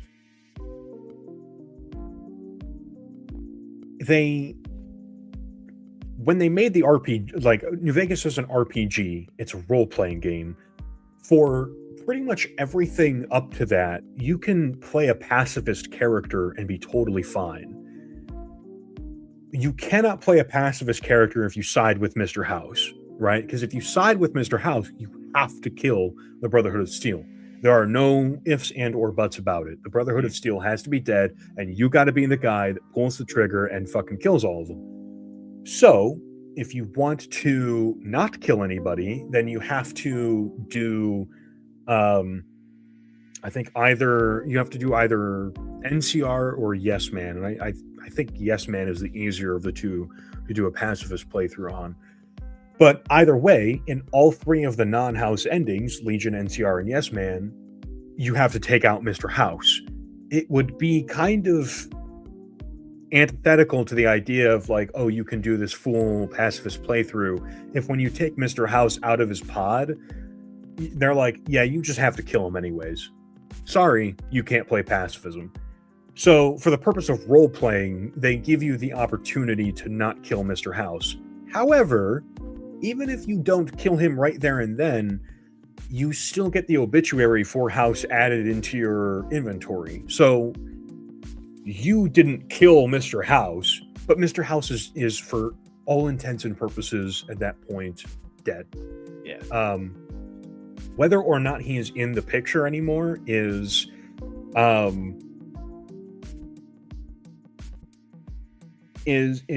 up for debate. I'm personally of the opinion that he's not in the picture, whether the courier killed him or somebody found, the key card at H&H Tools and figured out how to get into Lucky 38 and killed him years after the courier left the Mojave Wasteland. It's totally up to interpretation, and obviously that's your own headcanon, and the writers, Bethesda and the producers wanted to make sure that they respected players' headcanons for their characters. So that's kind of my thought on whether or not we'll see Mr. House. I know in the trailer we see Mr. House give the ghoul a wink and a nod in the penthouse. So that's kind of the only one last point of contention is that actually Mr. House? Is it a pre-recording? Could it be Yes Man posing as Mr. House? Who knows? Once we see that part, I think at that point we can kind of chalk it up to whether or not it even matters if House is alive somewhere or not. Yeah, definitely. I think that's pretty much my only point of like major contention. I know also, like Victor mentioned, House needed the cold fusion for his like grand plan. What was your opinion on them kind of adding the cold fusion into his whole thing? I had my own feelings when I heard that. I was like, I feel like they're just throwing this into everything possible now. Yeah. It was never mentioned in the games, and now apparently it's this massive plot point, which, I mean, it could work if they try to explain it like, I don't know how to explain it. It's just they're chucking it into absolutely everything when they don't really need to. Right. I know. So like they kind of set it up. Barb is going to Las Vegas to sell Mr. House the cold fusion. I think Moldaver said in like 10 days or so. And that was in episode 2, or I think that was in episode 1. Moldaver tells Cooper he's got to go kill Mr. House, and the way he's going to do it is by going with Barb and using Barb to get to Mr. House. So I understand that that's kind of his in. I am mildly interested in how they're going to work cold fusion into his plan, and I don't want to make any prejudgments, but if they don't do it well, it'll definitely be really disappointing that they insisted on making it a part, because the platinum chip was House's whole thing. So it's kind of like I'm kind of surprised that they haven't mentioned anything about the platinum chip yet, at least as far as, I guess I shouldn't say surprised, but when Victor is kind of talking to him about that, it's kind of like, it just feels kind of weird. Like, yeah, like you said, that they have this already like cold fusion has basically become this MacGuffin they keep inserting into everything to justify some convenient way to move the plot forward. And it's like weird pre-war like dice throw of like, you know, scatter the board, here's how everything's going to play out, and it's all revolving around this infinite power technology. I don't think it necessarily, I mean, I don't really view it as like necessarily a retcon yet, as long as they don't just say like, oh yeah, you know, we're just replacing the platinum chip with cold fusion, which I don't think will happen. That would be a genuinely egregious retcon for any writers to do. It'd be to just say like, oh yeah, the whole like first 2 acts of Fallout New Vegas revolving around like delivering the platinum chip and then using it to upgrade. Which I also want to say in here, we see the Mark II Securitron. So obviously the platinum chip exists in some way. It is just, yeah, it's weird that they like just keep throwing cold fusion into every little thing. We do know that Mr. House needed a lot of power to run the Lucky 38. It's part of the reason that like the Lucky 38's systems crashed was because he didn't have enough power to do it. So it's possible that like he needed the Lucky 38. I'm gonna run maybe how I think they might work this into here in a way that I think makes sense to me. Mr. House knows that the end of the world is coming. His body double attended that meeting. He probably had that guy on a wire, and he knows, like the same way that Cooper had Barb wiretapped, House's body double's probably wiretapped too, and House is listening into that conversation, and he knows that Vault-Tec is trying to bring about the end of the world. They have their own failsafe in place to make sure the world ends, regardless of whether or not Vault-Tec, or regardless of whether or not the communists drop the bomb, because they want power, they want control, they want to make things the way they see fit to it. You know, that's the whole kind of shtick of the Enclave: remake America in their image. So as they're doing that, Mr. House knows that he's got to do something to prepare for that. And what he's going to do is try and defend Las Vegas from this torrent of bombs. So he needs to have this entire setup and defense. And he also needs these like peacekeepers, which are the Securitrons.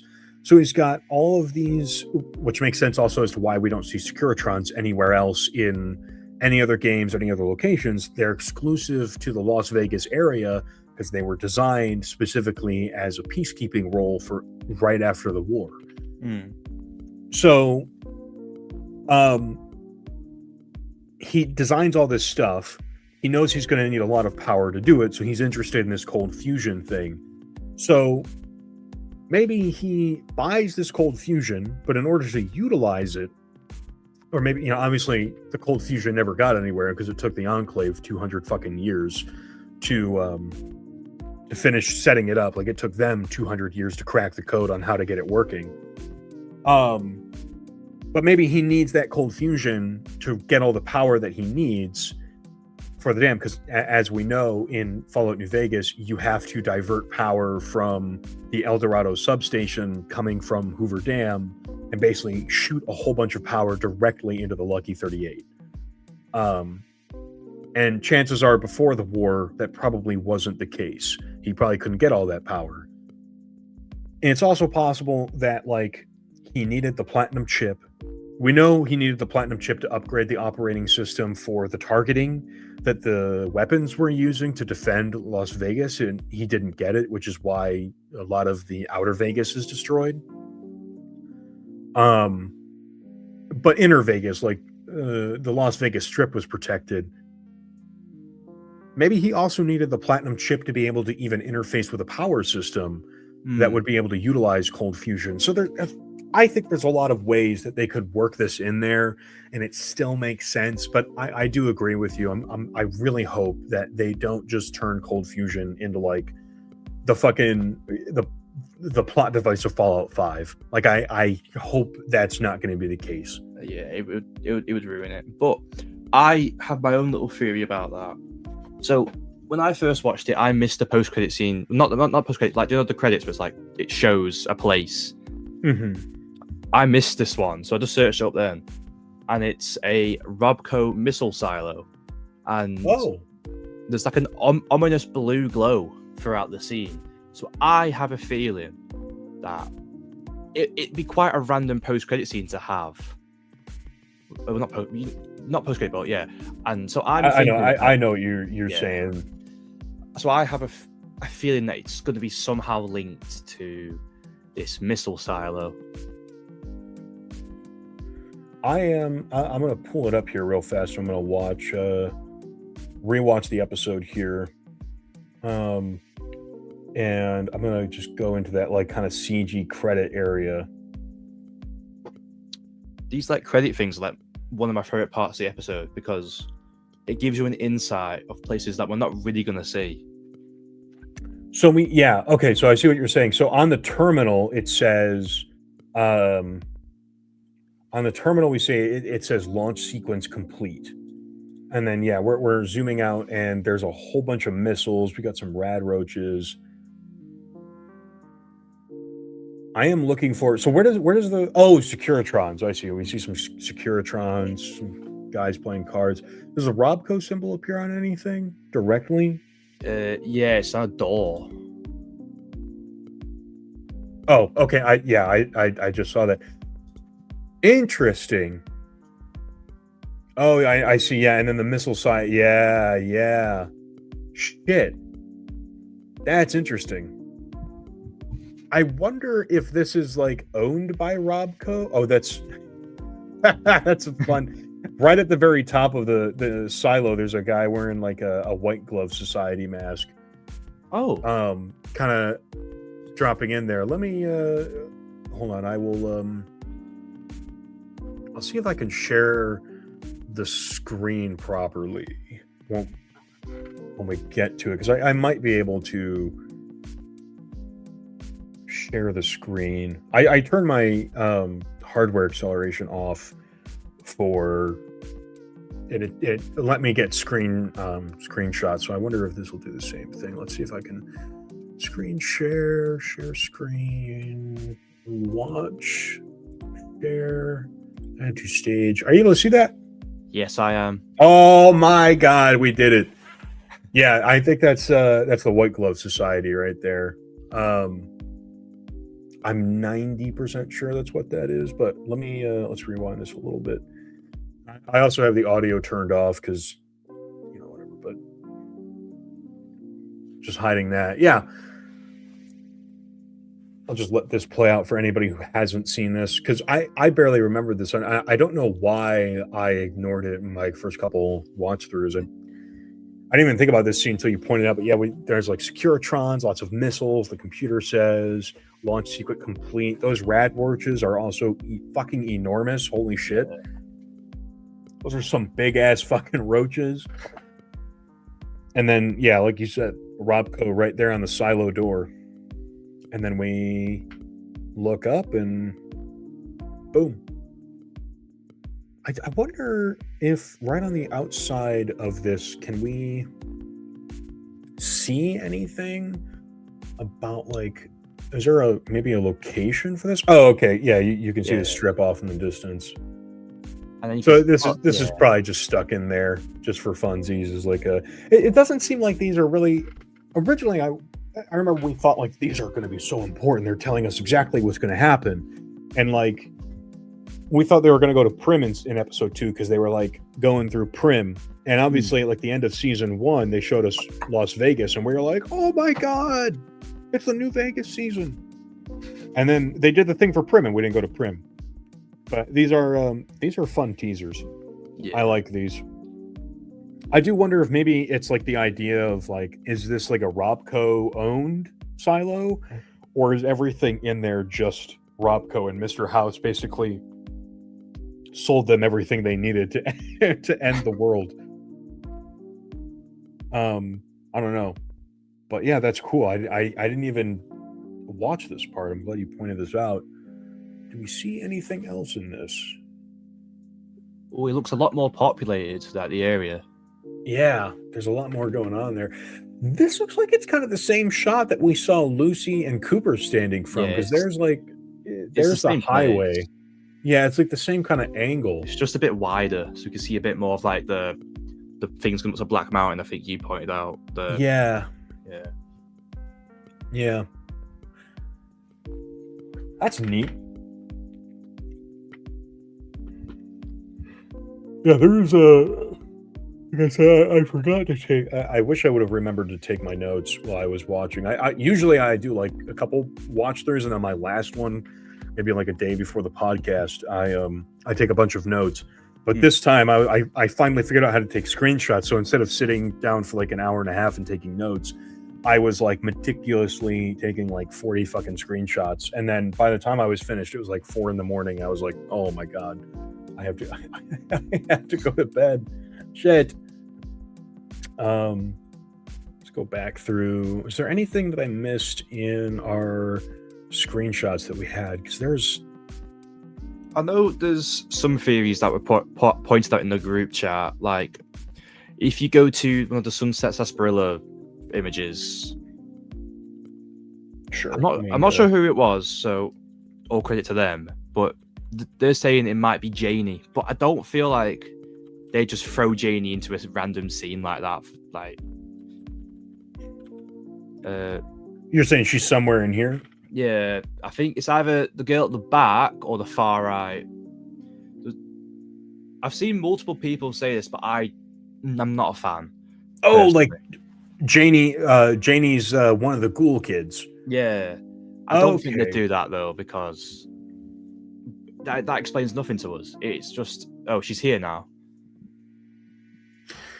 Yeah, it would be a weird. It would be kind of weird. I mean, obviously, if she's going to live for this long, she's probably going to have to be ghoulified in some way. Either she's been in cryo sleep.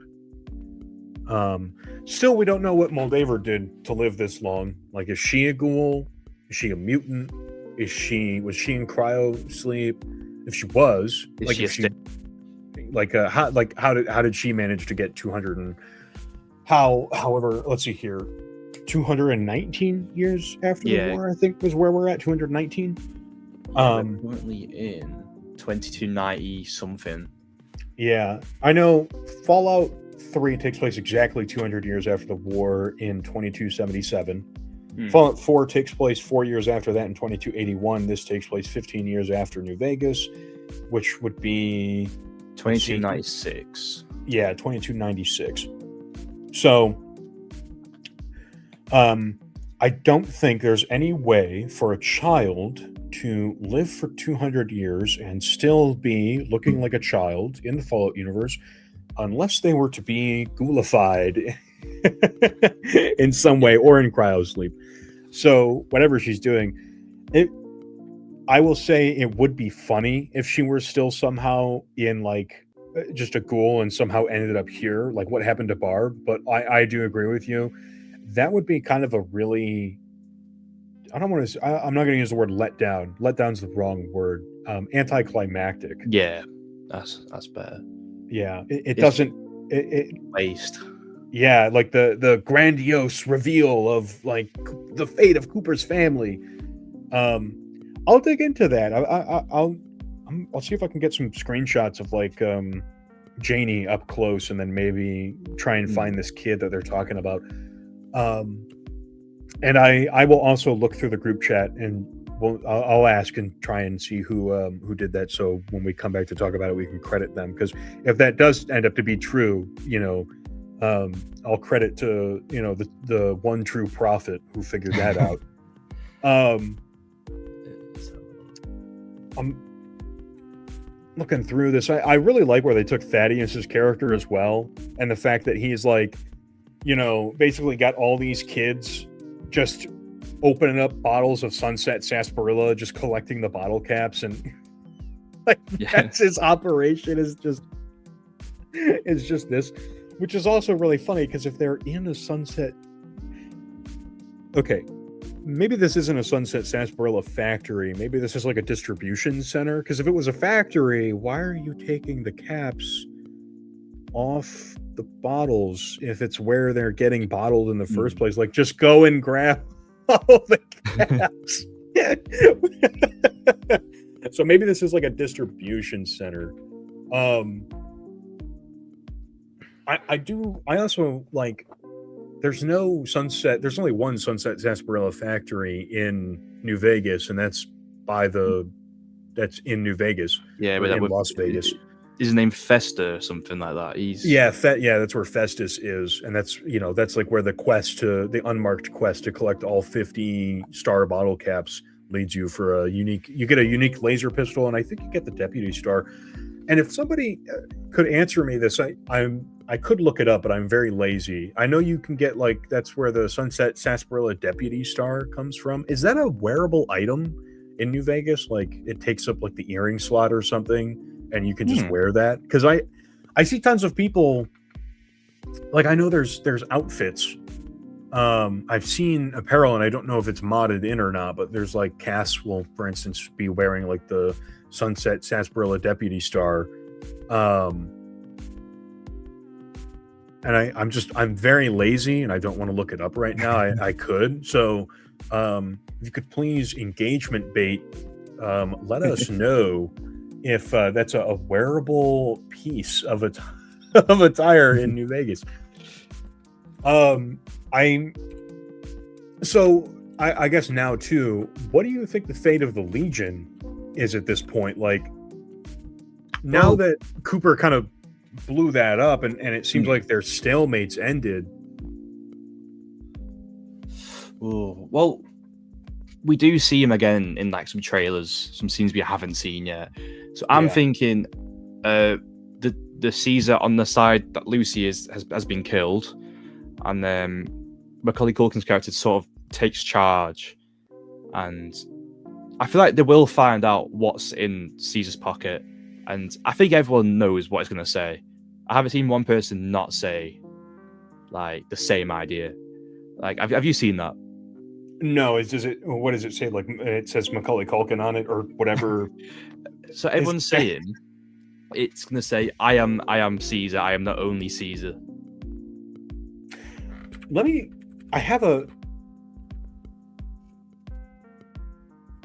It says like, I am.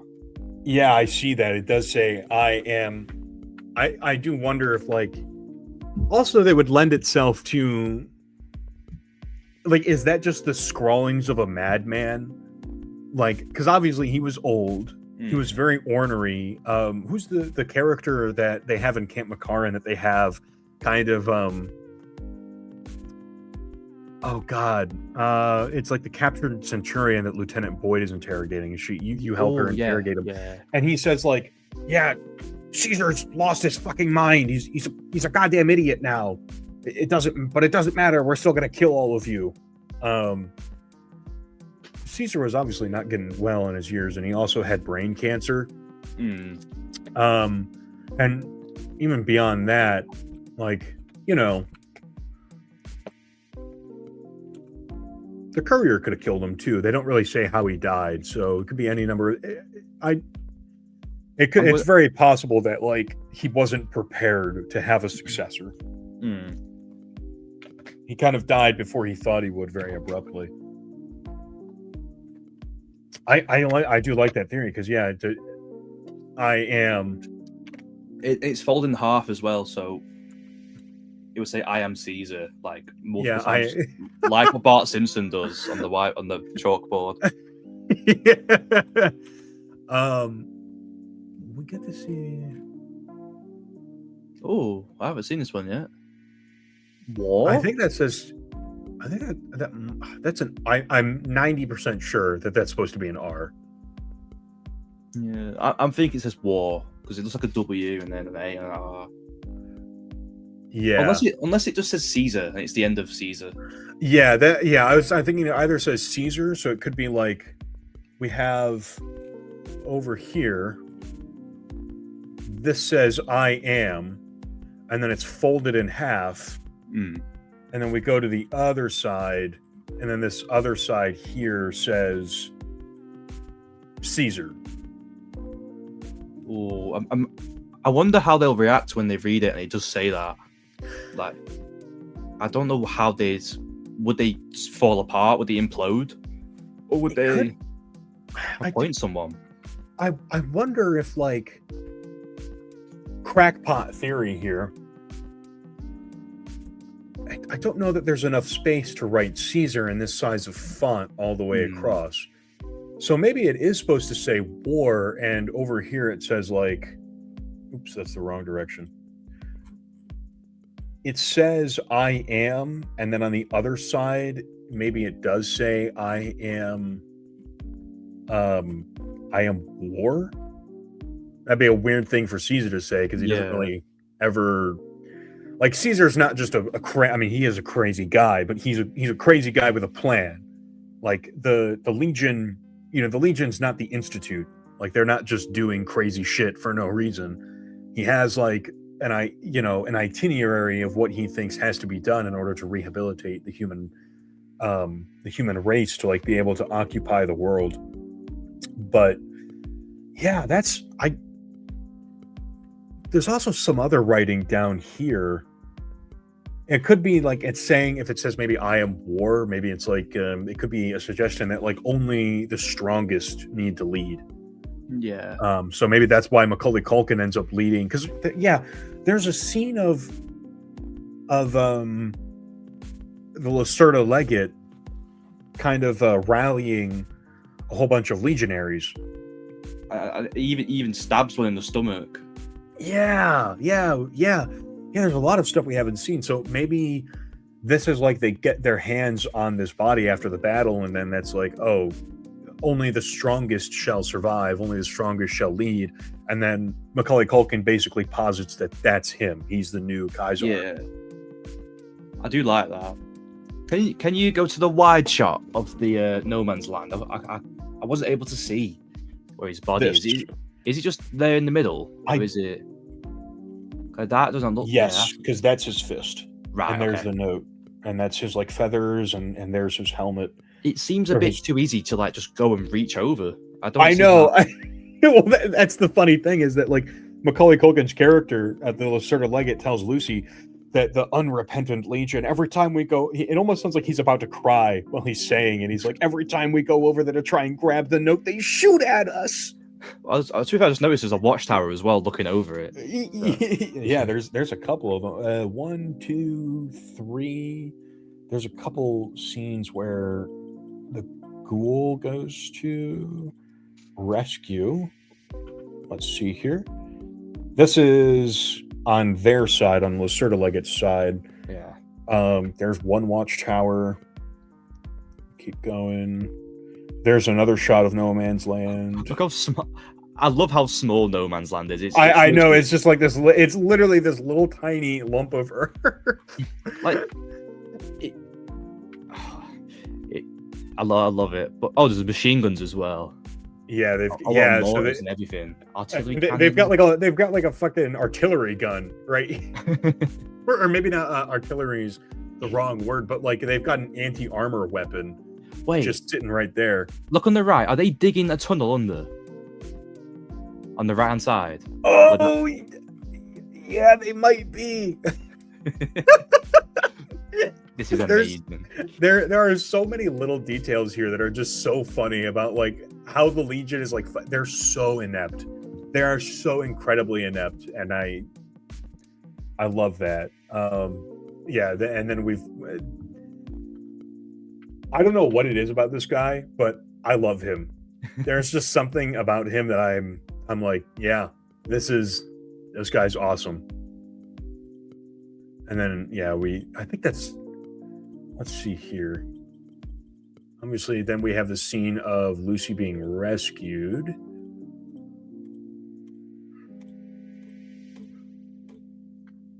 Here we go. This is a very nice wide shot. I do like, it seems like they actually did a really good job recreating Fortification Hill, because we would know, like, the weather station is up here, somewhere in the back here, because the Kaiser's tent is here, and then we have, like, the kind of going down into the back area of the camp. Or is the weather station back? I think maybe the weather station is back here somewhere. Not suddenly, I can't remember very well. Anyways, yeah, this is interesting. Oh, you know what I just thought of? Maybe that place that we see in the credit sequence. Maybe that's like a silo that's inside of House's like kind of bunker back there. Ooh, I wouldn't say no to that. I feel like that's definitely because there's a lot of space. Like when you look out into the hallways there, you can see there's a few doors that are labeled as inaccessible. You can't go through them, and there's also like huge rooms filled with tons and tons of Securitrons. So that complex is much larger than just the playable area that we see. I do wonder, maybe, and again, not that those should be taken as like necessarily perfect one-to-one adaptations of what we're going to see on screen, but very, very possible that credit sequence is supposed to be inside of this like big bunker. We also, in the next episode trailer, I don't think we see anything to do with the Legion, so I don't know that we're going to see any Legion in the next episode, so they might let this kind of ferment a little bit. I feel like next episode's more pre-war focused and Brotherhood of Steel focused. Yeah, we saw a lot of Anchorage in which that I'm happy one. about. I'm really happy about that. I can't complain. I'm so excited. And the Deathclaw! The Deathclaw! I'm so excited for that Deathclaw, man. Which, you know, we can just... Oh, yeah, there he is. Oh, there's Mr. Cuddlesworth. Good old Mr. Cuddlesworth. Oh, what a beautiful bastard. It's just how big his hand is. Like, I know. The claws. It's fucking huge. Well, they are death claws. But, oh my God, it's so exciting. I do have another, like... do you have that wide shot of the vertibird? I am not a fan of how much they're using the airships. This might be a stupid point, but we've seen one in like every episode, even pre-war, like in Los Angeles, like they're everywhere. I want to see the Anchorage DLC planes and stuff, the tanks, stuff like that. I would airship. Yeah. Now that you've pointed it out, yeah, like I really hope that they use this opportunity to like really insert a lot of cool stuff. I know that like, so the Brotherhood uses a lot of pre-war military stuff, right? Because that's what they are. They are basically just a whole bunch of pre-war military guys, and like Fallout 76 expands on that, and the canonicity of that. Fallout 76 is a fucking minefield of canon and just like, you know, Legends material. I'm going to borrow the term Legends from Star Wars to describe non-canon material. But like Fallout 76 is an absolute fucking minefield of that. But like Roger Maxson has like another group of the Brotherhood of Steel out in Appalachia that he's communicating with there. So, and it's like, you know, pre-war military groups. And, you know, in Fallout Tactics, we're told like, oh yeah, they have a whole bunch of airships and stuff. And that's how they get around the country. That's like how they got to Chicago. Illinois, they took an airship there and then it kind of like crashed or whatever, or touchdown. I can't remember the Tactics story very well, in part because I've never played it, which I should play Tactics. I will not ever play Brotherhood of Steel. Nobody ever fucking asked me to play Brotherhood of Steel. That I refuse to do, but I would try Tactics out. Yeah. I think Tactics was also made on the exact same engine that Van Buren was supposed to be made on. It was like Fallout's first 3D game. Tactics took place in 2001. I think that was when it was made. I'm gonna Fact check. Time to fact check. When? Okay, come on. When did Fallout Tactics release? March 15th, 2001. Okay. And then Brotherhood of Steel came out, I think, 2004.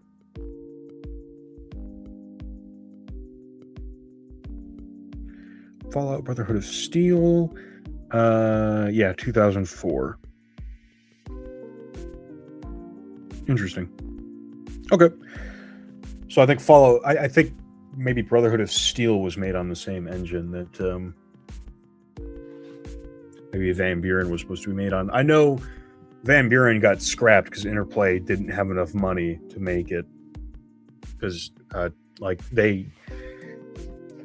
the VP of Interplay called in Tim Kaine to take a look at Van Buren, and then he was like, yeah, what do you think? And he was like, yeah, if you gave them 18 months, they could have this done. And the VP was like, we only have funds for 6 months of development. So that's why Van Buren got canned.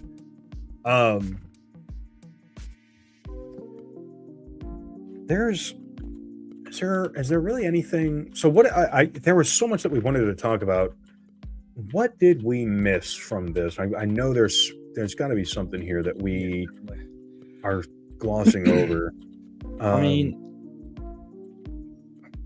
someone excuse me, someone said you could see the NCR correctional facility, but I can't find it in the episode.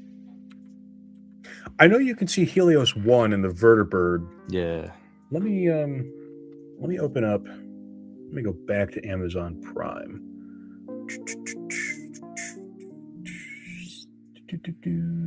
Let's see here. I'm going to open up. I'm going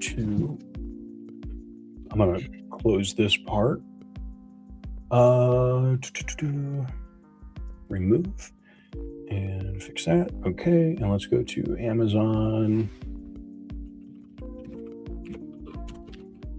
Video, Prime Video.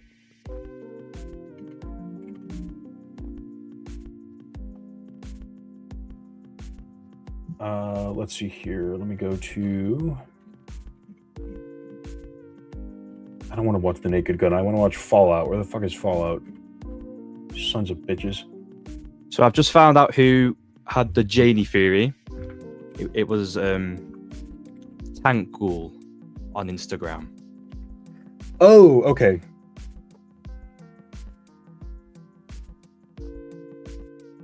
I've just asked the group chat to give us some theories for next week because I'd love to go over what people think. Yeah. Especially with the Centaur one that Vault Nostalgia said with Thaddeus. Oh yeah, that's an interesting one. The extra mouth is definitely funny on that one, but not to be a party pooper. That would be a weird thing for them to turn him into. Would be a centaur,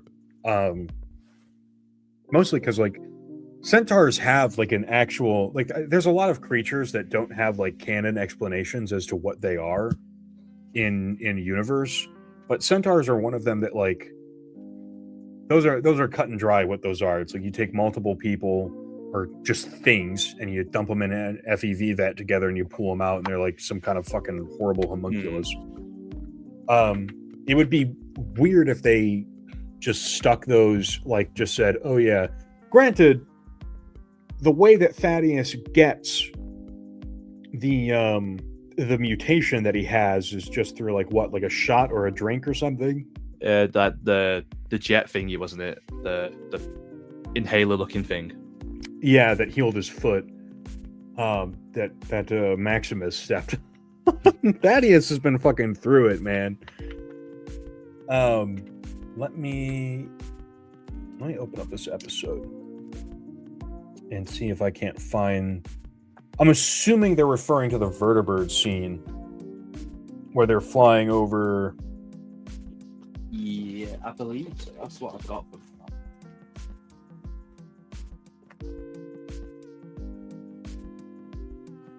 Because someone said you could see the that and Helios 1. So maybe it's in the scene with Prim.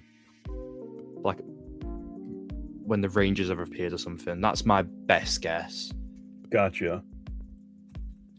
Gonna skip through these a little bit. Skip through just I have noticed though how like the landscapes look completely different from the game counterparts. Like Prim, there's no like highway next to Prim where you'd meet the NCR soldiers. It's just there. I think I think it might be that the highway might be hidden by some of the terrain. I also think we're looking at the backside of Prim because we can see the. Let me share my screen again here.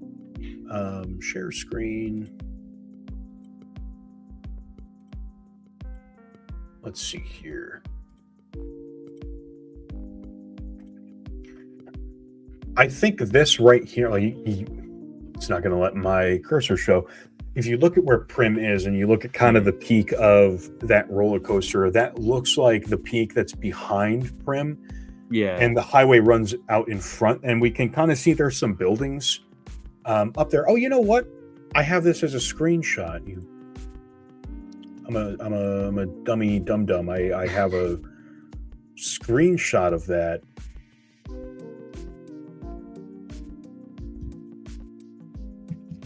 Big brain over here. Oh, okay. There are some buildings out here, and I think these look kind of green. I don't know if they look green to you, but I think those look a little green. Those might be highway signs. Oh, okay. Yeah. So I see what you mean. And then it looks like there's like, I don't know, maybe a little something right here. It definitely doesn't look like just a rock because it stands out in the terrain a lot. But yeah, I think the highway is there. Is there anything to indicate its presence over here? It might just be being hidden by the terrain. Yeah. But yeah, I think there's something there.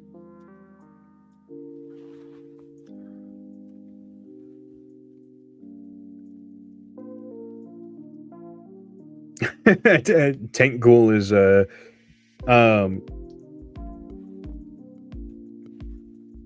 Tank Ghoul is talking about just desperately hoping that like there's a reason that Barb is acting the way that she is, that like praying, please don't be evil, Barb, please just don't be evil. Yeah, I agree. I hope she's not evil, but I'm not high hopes. Not a lot of high hopes from that. Right. It's not looking great for Barb's innocence. It doesn't look like she's gonna beat the allegations. Mm.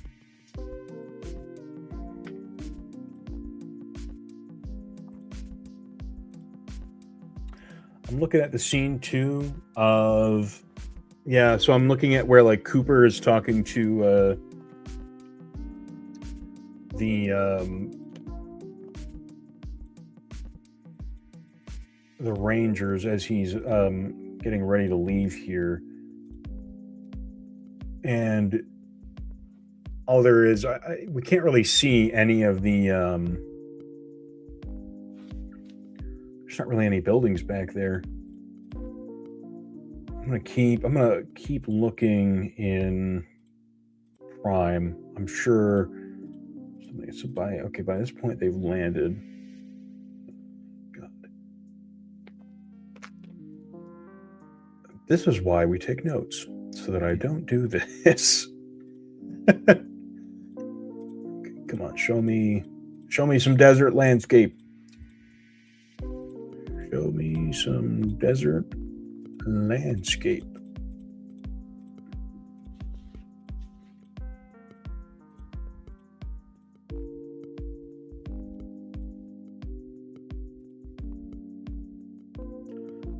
Okay, I am looking at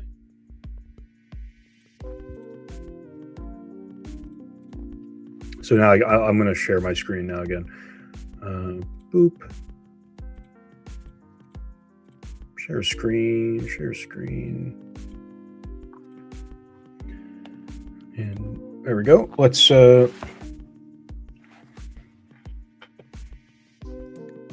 So he is. Yeah, nothing there. I think that might supposed to be Black Mountain there.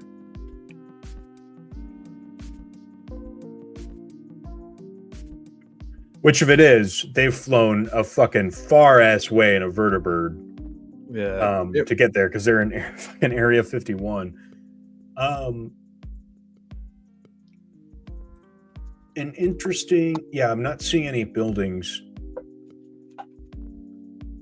Well, if they were flying past, they're coming from the northwest, meaning they're not really anywhere close to be like near Good Springs or the NCR. Right. I'm just trying to shoost through. Oh. Okay, so here's the part where you can see Helios 1. And then shouldn't you see Novak next to it then from episode 1? We'll find out.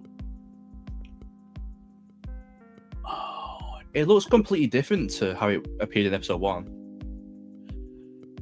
Yeah, well, see, that's the thing. It's like New Vegas has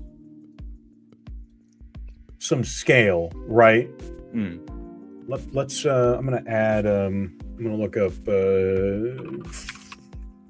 Fallout Season 2 Helios 1.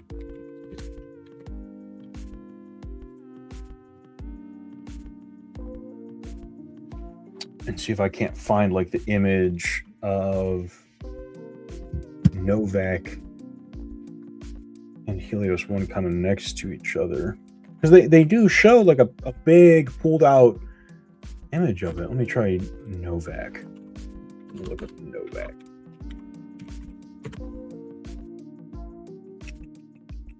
I want to see it pulled out.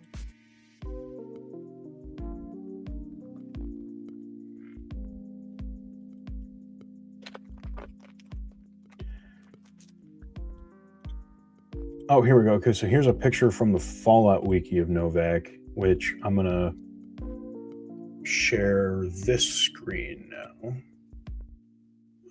Let's see here. Share screen.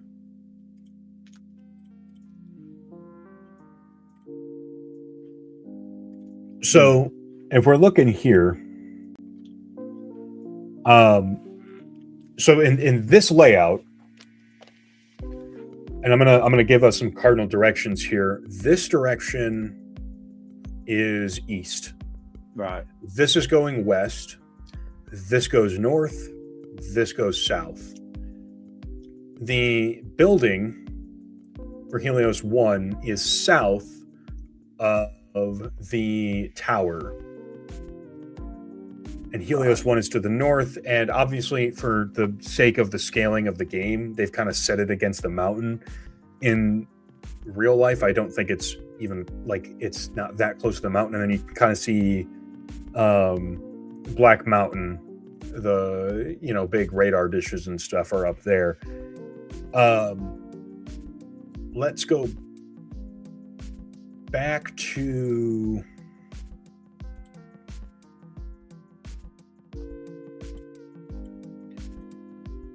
Prime, and so from the direction, so now we can actually figure out what direction we're looking at this from. I hate that I can't use my cursor. If we look at Helios 1, you know what I can do? Here's what I can do. I wonder if this will, hopefully this won't crash anything if I just take a screenshot. Just take a little screenshot here. Oh, damn it.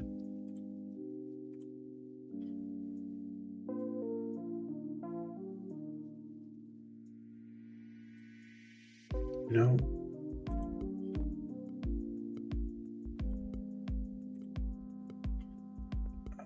Really fucking this part up. Come on, give me a little. There we go.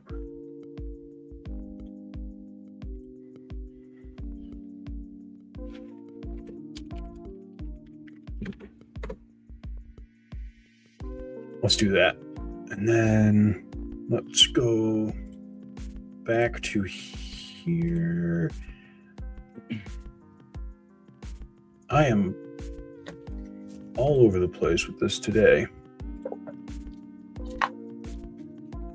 I'm just gonna zip to the end. Can I zoom in? I can. Okay, there's our grainy ass shot of Helios 1. So Novak should be somewhere over here in this area. And what's interesting is they're actually pretty far. It looks like they're actually pretty far east, like really far east, actually. Because if this is the north side of the tower, right? This is the south side of the tower. We can kind of see like this is the central line that goes through it that kind of helps us indicate. So the sun is coming from the east here. This is the shadows on the south side of the building. Novak should be somewhere back here. This is the mountain. That's Black Mountain up there. So this would mean that these would have to be the mountains that the Dinky the dinosaur overlooks, where you kind of cross to get to Camp Forlorn Hope. So it's actually the area that they're in on the vertibird as they're flying around looking for shit to do. So they're quite a ways out there. I wonder if that was the intent of when they were designing that or not. I'm going to also pull up Prime Video's. I'm going to pull up episode 1 again, because I know episode 1 has a fantastic shot where we can kind of see everything going on there. It's really easy to see Novak in its entirety. Don't need the recap. Skip the recap. Give me that flyover, baby. Come on. Just want the flyby. Give me the flyby.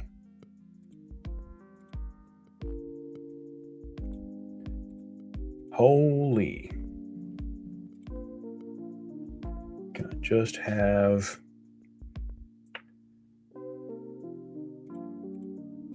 Okay. Mr. House.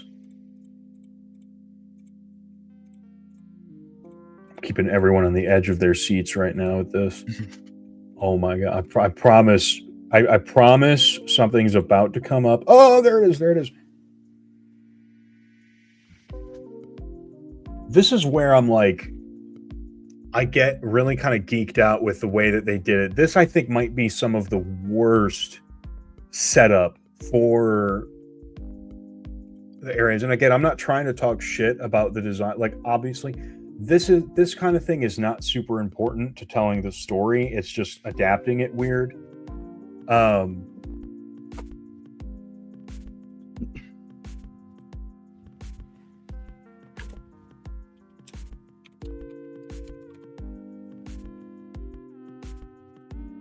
And then I'll pull up that as well in a second here. I'm going to let the flyby here continue.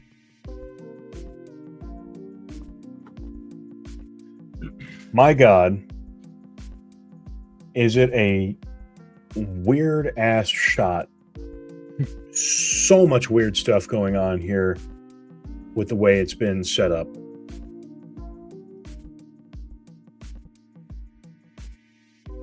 Like, holy.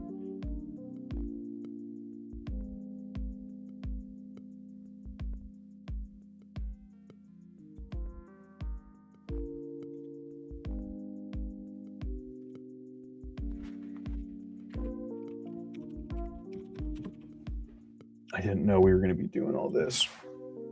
Okay. All right. Back to this. Okay, we're back. So here is the wide shot of Novak. Here is what is supposed to be the highway, right? This is the Poseidon energy that's on the other side of Novak.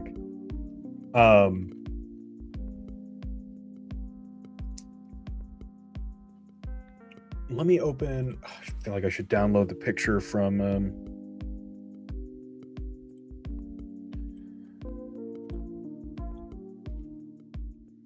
Oh man.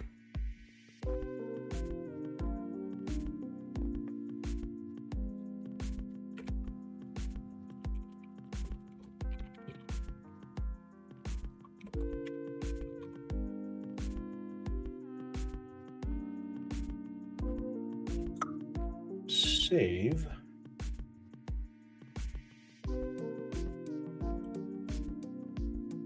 Oh shit, I saved that to the wrong spot. Oh my god. I'm so I'm silly.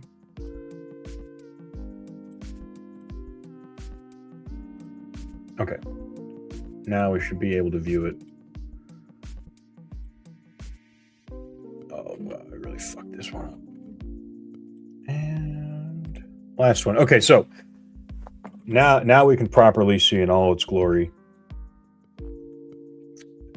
So the way that it's originally set up is we have these bunkhouses right next to Dinky. Dinky is looking east. He's watching over this bridge.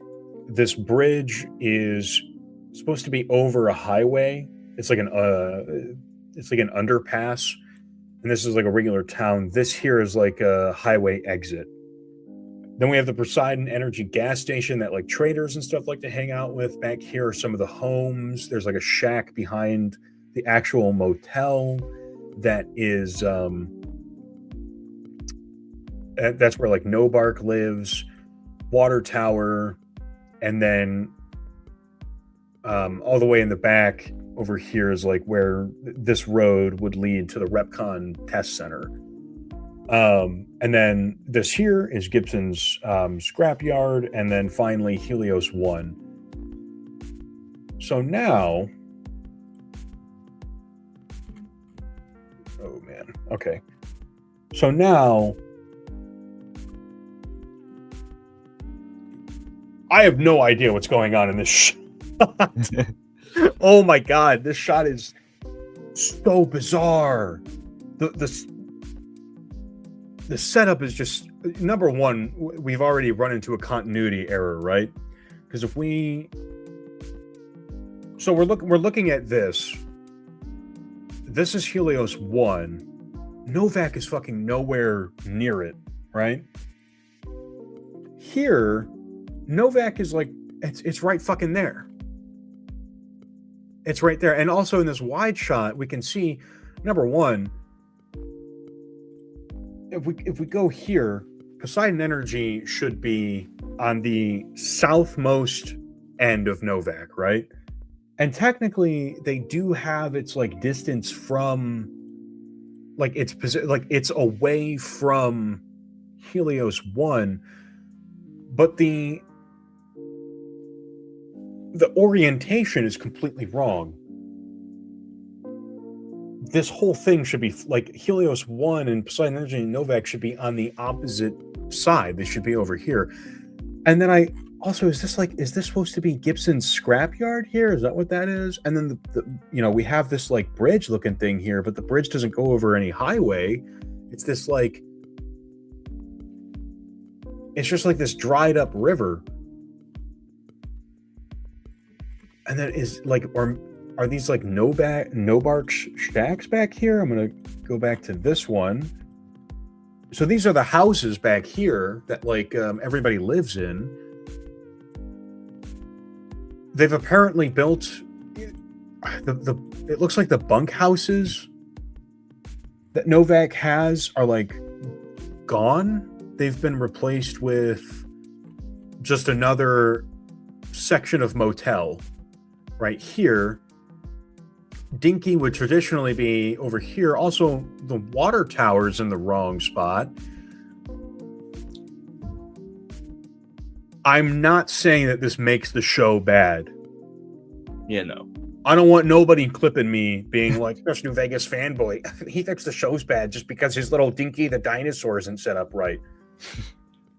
Don't fucking do that. But what in God's name is happening here? My fucking head's about to explode with this. I'm trying to wrap my head around the orientation of everything here, and it doesn't make fucking sense. Also, where's the road that's supposed to go to the RepCon test center?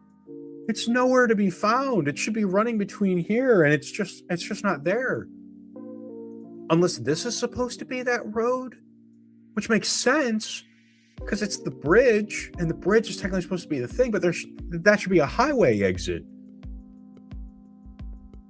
I'm so baffled that like this whole thing, and again, it doesn't make the show bad. And I'm also saying that for anybody who tries to use this as an excuse to say like, see, I told you the Fallout show is terrible. No, it's not. Fuck you.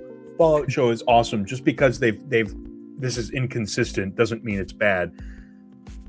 This is obviously a digitally rendered shot because like the distance between Helios 1 and the back end of Novak here is hilariously short. It is hilariously short. Now, I guess you could make the argument that in this shot here, Novak might actually technically be back there behind it, but then that doesn't line up with where Helios 1 looks like it should be. Here, it looks like it's practically nestled into the mountain. Like right there. I've got no words. It's such a bizarre adaptation. Oh boy. And then also like this is fun too. This is like the welcome center, right? Like this is where Jeannie May greets you in Novak when you go in there to rent a room. Like that's the kind of bungalow shape, but it's not attached. And I want to correct the record here. In our first episode, when I was talking about this, I said, like, for instance, the reason the pool is there. This is a real-world filming shot, so they have limitations. As it turns out, this was all built specifically for the purpose of shooting the Fallout show. Oh. This is not an actual existing real-world... I mean, Dinky the Dinosaur is a real-world thing. That's where they got the idea for, but this is not shot at the actual, like, town where Novak is. So all of this was created for the specific purpose of shooting the area, but none of it fucking lines up. And also like the welcome center should be attached to the end of this, right? And it's not. And then Dinky obviously is like the biggest thing that stands out to people because people are always like, why is Dinky set up where he is? He should be over there. I'm not going to critique that and be like, I can't believe that they've done it, because obviously you can move Dinky. He's probably not like 6 fucking miles of concrete into the ground, but looking at it, well, the welcome center doesn't even look like that. The welcome center looks like the office has like a corrugated kind of style of roof, but then we go to... And that style of roof doesn't even exist here.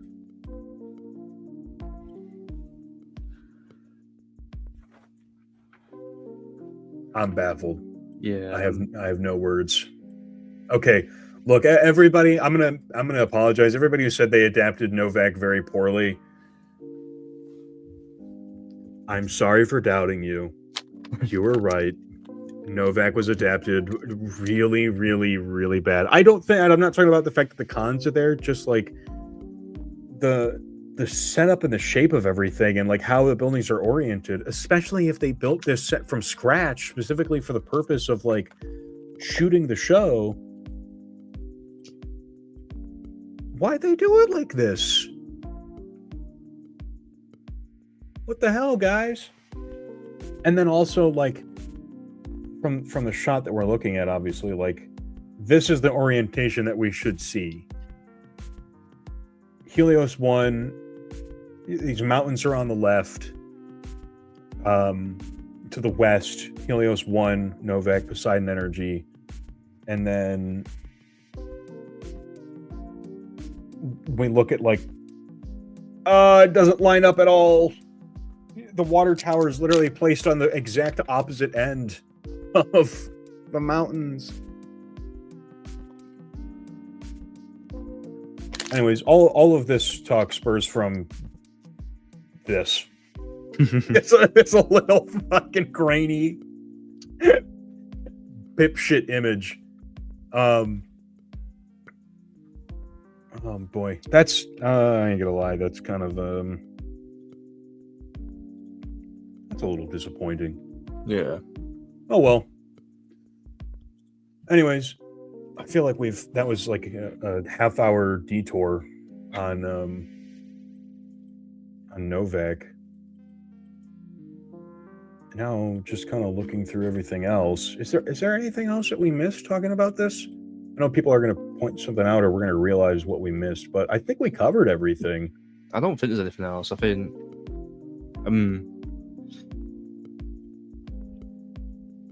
I guess if we want to kind of glaze the Ranger design a little bit more, we could do that, but I don't really see like I said, man, the angular design on that chest plate is doing something for me, man. Like, ooh, that's really doing something for me. I might have to redo all my Ranger cosplay stuff to match whatever they're doing here, because that's awesome. It does look good.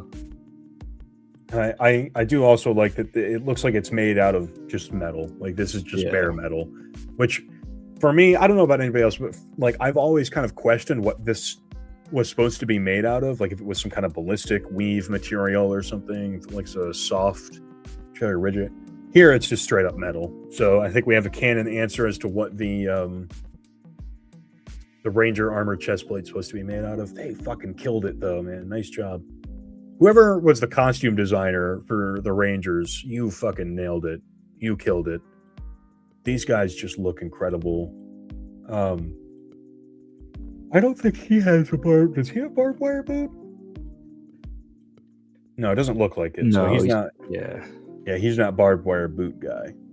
So was barbed wire boot guy? I think barbed wire boot guy is like, I'm pretty sure he's walking around in the background somewhere. When you're watching the episode, you can see him walking around. He doesn't talk to Cooper at all, other than to kick his ass right here. And then one of the last shots that I have, that I took much later to use as the thumbnail for this video, is right here. This is a fucking... That looks so good. Yeah.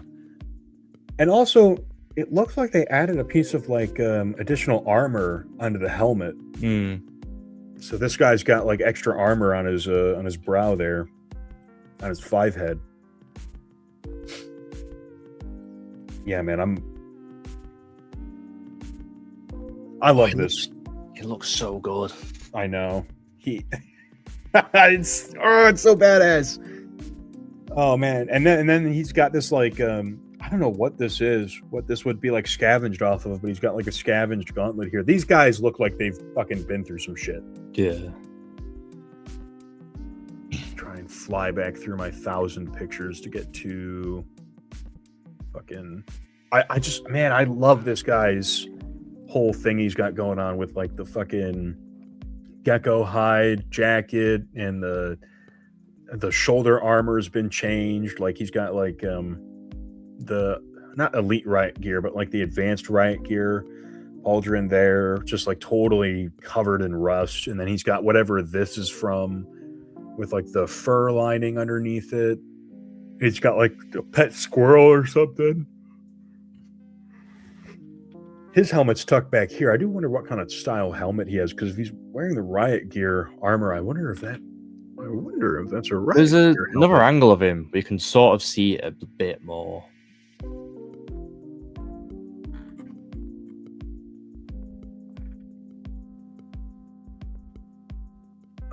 Fuck, it's so hard to tell. I don't think it's a riot gear helmet. I think it's just a regular Ranger helmet. Yeah.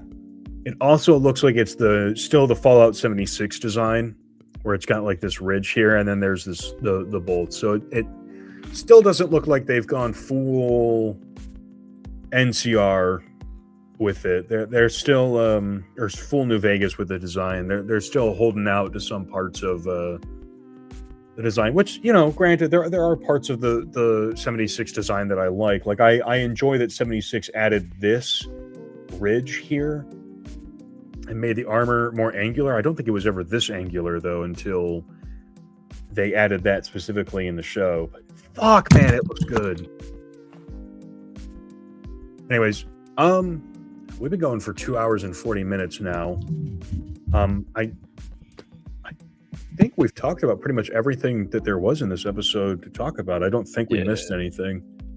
I think we've done everything here to death at this point. We've covered all the character progression.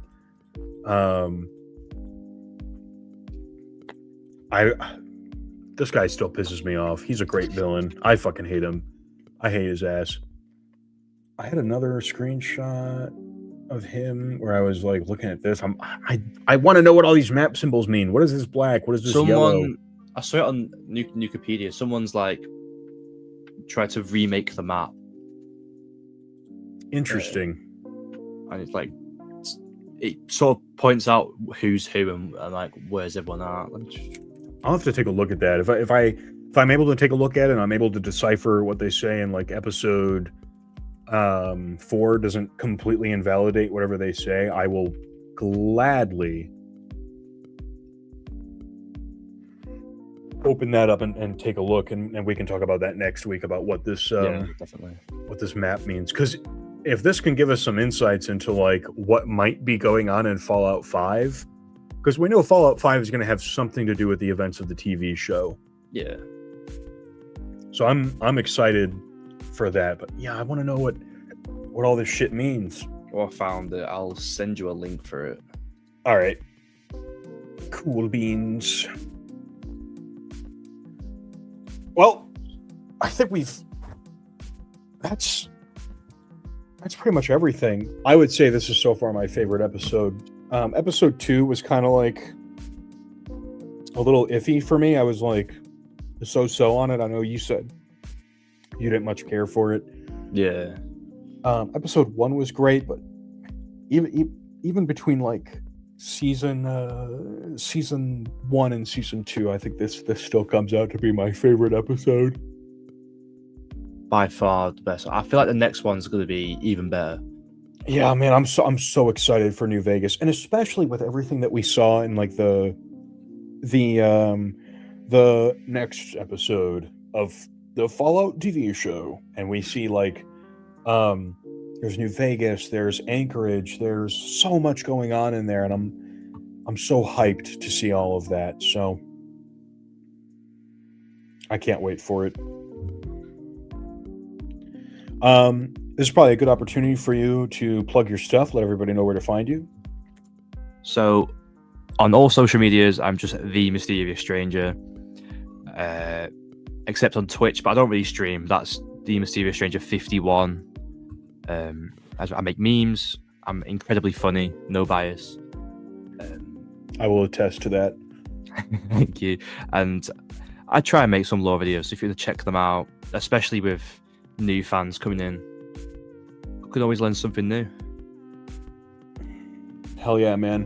I'm on Instagram and YouTube. I do plan on I don't know when the last time I uploaded was, but if you look on my channel, I was doing a playthrough where I was doing a playthrough of New Vegas where my character is like a cannibal tribal who is like a pyromaniac, but he doesn't know how to use any guns. So he's basically limited to explosives and melee weapons, which has led to some fun hijinks because I've never done a build like that. I've always used guns in New Vegas. So like melee weapons have always just been a holdout for me. So it was a very new experience for me. It's been a while since I've done it. I have a bunch of episodes I still have to edit down, but that's what I was doing in this, and I had a whole bunch of achievements I wanted to get, like the 4-course meal where I have to eat King, I got to eat Kaiser or Caesar, I have to eat President Kimball, and I have to eat Mr. House. So those are the 4 characters that I have to eat, representing all 4 of the factions, and a bunch of other hijinks of like just like ridiculous rules, like for stuff that I'm allowed to do. So if you're interested in that, there's a few episodes already out. I'm going to get back to editing those and uploading those. And if you go to my Instagram, there's a whole bunch of cosplay stuff. So if you're interested in cosplay, you can also find me on Instagram under the same name, the Mojave Mailman, and take a look at that stuff there too. And then I also do a lot of like, there's a few Fallout custom action figures. I finally, today, I got in the mail, I got my screen. So I have an Elegoo Saturn 4, and the screen that it came with was broken, and I didn't realize it till I did my test print. My test print came out fine. I should have checked the screen before I did my first test print. But when I went to go do the second print, I heard the print bed come down, and when it went down to level out, I heard a crunch, and I was like, oh my God. It cracked the screen. The screen is like $100 to replace, so it's been out of commission for like 4 months. And I was like, you know what? I want to get back into customizing my figures again. I want to go back to making and painting a whole bunch of stuff. So I finally, last week, I think it was like December 26th, I placed an order with Elegoo. They just delivered it today. I'm going to do that. So expect some amount of Fallout figure customs to start flowing in again. I'm definitely going to be painting these. I have a whole bunch of stuff on my shelf right above me that I'm ready to go back to painting and taking pictures of. So if that's something that interests you, also give me a follow. And I think that's everything that we have for you guys today. Yeah. We'll be back probably either, we usually do this on Saturdays, but if we have any guests that want to come on and they can only be accommodated on like Friday or Sunday, then we'll do it at that. But if you're interested in catching the stream next time, it is Saturday. We usually start at 5:30 every Saturday. 5:30 Eastern time. All right. As always, Mysterious Stranger, it was a pleasure. I'm glad we got to hang out again and talk about this awesome episode, and we'll see everybody next time. It was a great time. Thank you very much. All right. Adios. Adios.